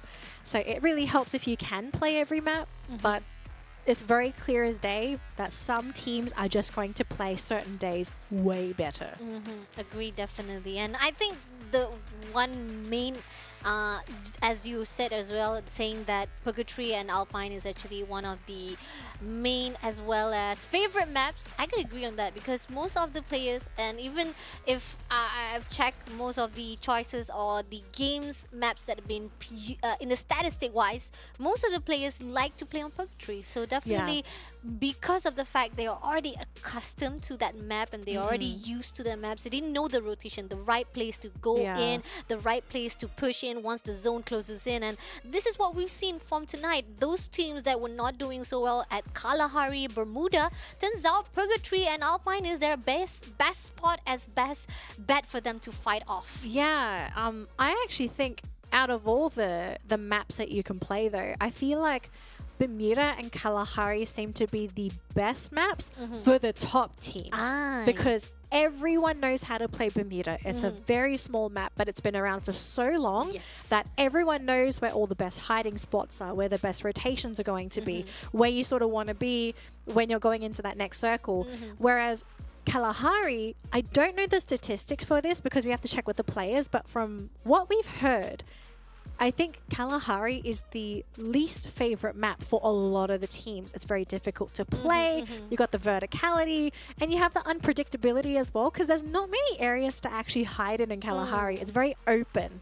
And so a lot of players and teams don't actually like to play in Kalahari. They'd rather go on Purgatory. But I would love to know what they think about Alpine, because we've always asked them, like, what's your favorite map? Which map don't you like to play? We always heard about Kalahari, but we haven't heard much feedback on Alpine. So I'd love to be able to, if we could, ask the players how do they feel about the map, because it was also the newest addition to the competitive scene for Free Fire. And so far, it's not an unbalanced map. It's been pretty interesting, but especially the windmill. I think the windmill might need to be nerfed, but I don't know how. Okay, that could work out. Maybe not giving any more ideas for the players to play it safe, just like how Sam9 did it just now. You know, but nerf the windmill, you know, you gotta make it smaller. Possibly. So people can't stand on it. No, but Zan would say, no, don't do that. I would like to emote more at the windmill for the last zone. I know, right? But great job again. Congratulations to NIGMA Galaxy. And right now we'll be able to see the overall standings after the 6 rounds for tonight. Let's see. Oh gosh, I'm so excited to see this. So firstly, EARENA keeping first place on the leaderboard. So this is the first time out of all 4 play days where we have a brand new team leading the charge. EVOS Phoenix, up until this point, they were leading about like 20 to 40 points. Now, 4 points behind EARENA. Let's talk about some of the other teams as well, because everyone has played 4 games for today. So, NIGMA Galaxy 3rd, not surprised. This team is making a climb. Yeah. I kind of feel like either tomorrow or Sunday, actually, sorry, tomorrow or Saturday, we might see NIGMA Galaxy make it to second or first because they're getting very, very close. This team is playing really great. Agreed. SES, probably not going to break top 3, but they will have to compete with Sam9 for 4th and 5th because these two teams are very close. MTH, I'm a little bit skeptical because they seem to play really good in A and B, but not B versus C. Right? Like that team sort of struggled in these last 2 games. So maybe it could be a map thing or maybe it's a group thing. We don't know. But Attack All Around, they have fallen from top 4 to 7th place. Who would have thought? Ouch. Could be that we thought that Purgatory and Pine is best, just like how you said it. Group C is much more comfortable, but for the side of Group B, Attack All Around is not really, how to say, comfortable with this 2 maps, so that's why they're struggling a little bit, but it's okay. Still, they are just only tying up with MDH with just 3 points, or sorry, 5 points ahead, so still enough points for them to catch up. Still have that chances to actually at least go back to that top 6 again. But on the other hand, EVOS Divine looking good tonight, and I'm knowing for a fact if they keep this up consistently, they will able to get back on that top 6 as well. Yeah, so what a crazy day. We're seeing a lot of crazy stuff happening on the leaderboard. But of course, it's just Thursday. You know, we've still got some more games tomorrow. I know you're going to be casting that one tomorrow with Victor. I know you guys are going to be amazing. But what's the schedule looking like for tomorrow, Bunny? We're going in for Bermuda and Kalahari again for our day number 5. Now, here's the thing. We saw how Group A has been performing well at Bermuda Kalahari. So this is something that's not going to be surprising for us to see if they will be able to be consistent tomorrow. But what we want to see is that can Group C continue on what a great success they've done for this day till the end for the tomorrow, to keep going for tomorrow as well as for the Saturday. I would love to see King of Gamers just come out of nowhere again and be like, hey guys, what is up? We're still in this tournament. And then they just all of a sudden pick up 25 kills again. Yeah, and they will definitely reclaim themselves, saying, we are from Thailand. It's just that 3 days was not doing so good for us. And we are from Thailand. But a lot of people saying, like, are you sure you're from Thailand? The rest of Thailand was already at the top 6, you know? Look, I think the team is definitely from Thailand because they went from 18 to 12th place in 1 day. Crazy. Big jump. But I think that's going to conclude our 4th day, Bunny. To everyone that's tuning into the broadcast, thank you so much. But also thank you to Snapdragon Elite Gaming for putting together the Snapdragon Pro Series, because if it wasn't for them, we would not have this group stage. And of course, we would not have the grand final happening in Jakarta. We do want to remind all of you, Jakarta is happening on the 4th and 5th of February next year. Make sure you mark your calendars. We're going to keep reminding you because if we stop, there's a chance you're not going to put it on your calendar. So we want to make sure you tune in on that amazing weekend. But also want to say a big thank you to Monster Energy, because if it wasn't for them, we would not be able to unleash the beast, to cast these games, and to witness these teams just the amazing play today. Today was so good. I think out of all the games I've seen today, today has been the most surprising. Definitely. I like the idea that some of the teams were underdogs, finally rising a little by little and going to the top. They grew wings. Yeah. They were just like, yes, we are still here. Yeah. But let's not forget as well, our final sponsor. Thank you so much to Kachi Shop. If anyone's looking to make any top-ups in your games, make sure you check out kachishop.com because they have your back if you want to do any crazy shenanigans. Time to dress up your character, pick up the newest fancy outfit. But Bunny, thank you so much for joining me today. It was awesome having you. And to all of our viewers, thank you for tuning in. We are going to have to say goodbye for today, but make sure you tune in tomorrow at the exact same time for day 5 of the Snapdragon Pro Series. But until then, we'll see you later, survivors.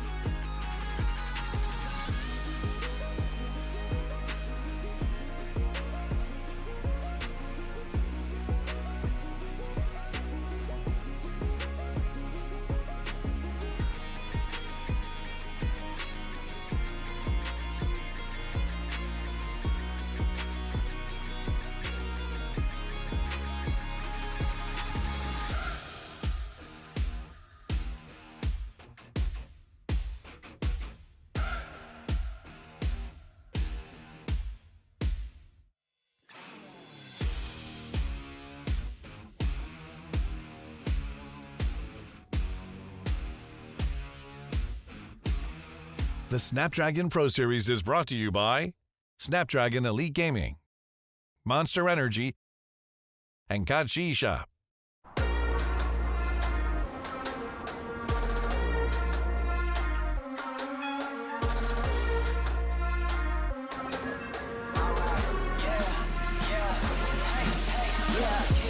Won't stop going till a player on top know it. Rooftop penthouse suite. If you really want it, gotta own it. Fire through it, we was at the lowest. Blood, sweat, tears, the components. Riding all year, now's the moment. We are not friends, we are opponents. Yeah, I'm coming for mine. Yeah, I'm making a play, the game on the line. Yeah, I've been on the grind. Yeah, I jump in the spot, I made it my time. Yeah, look in the sky. Yeah, the stars align, no shade to shine. Can't stop it already. Emotional work and devotion, we put in this time. Look.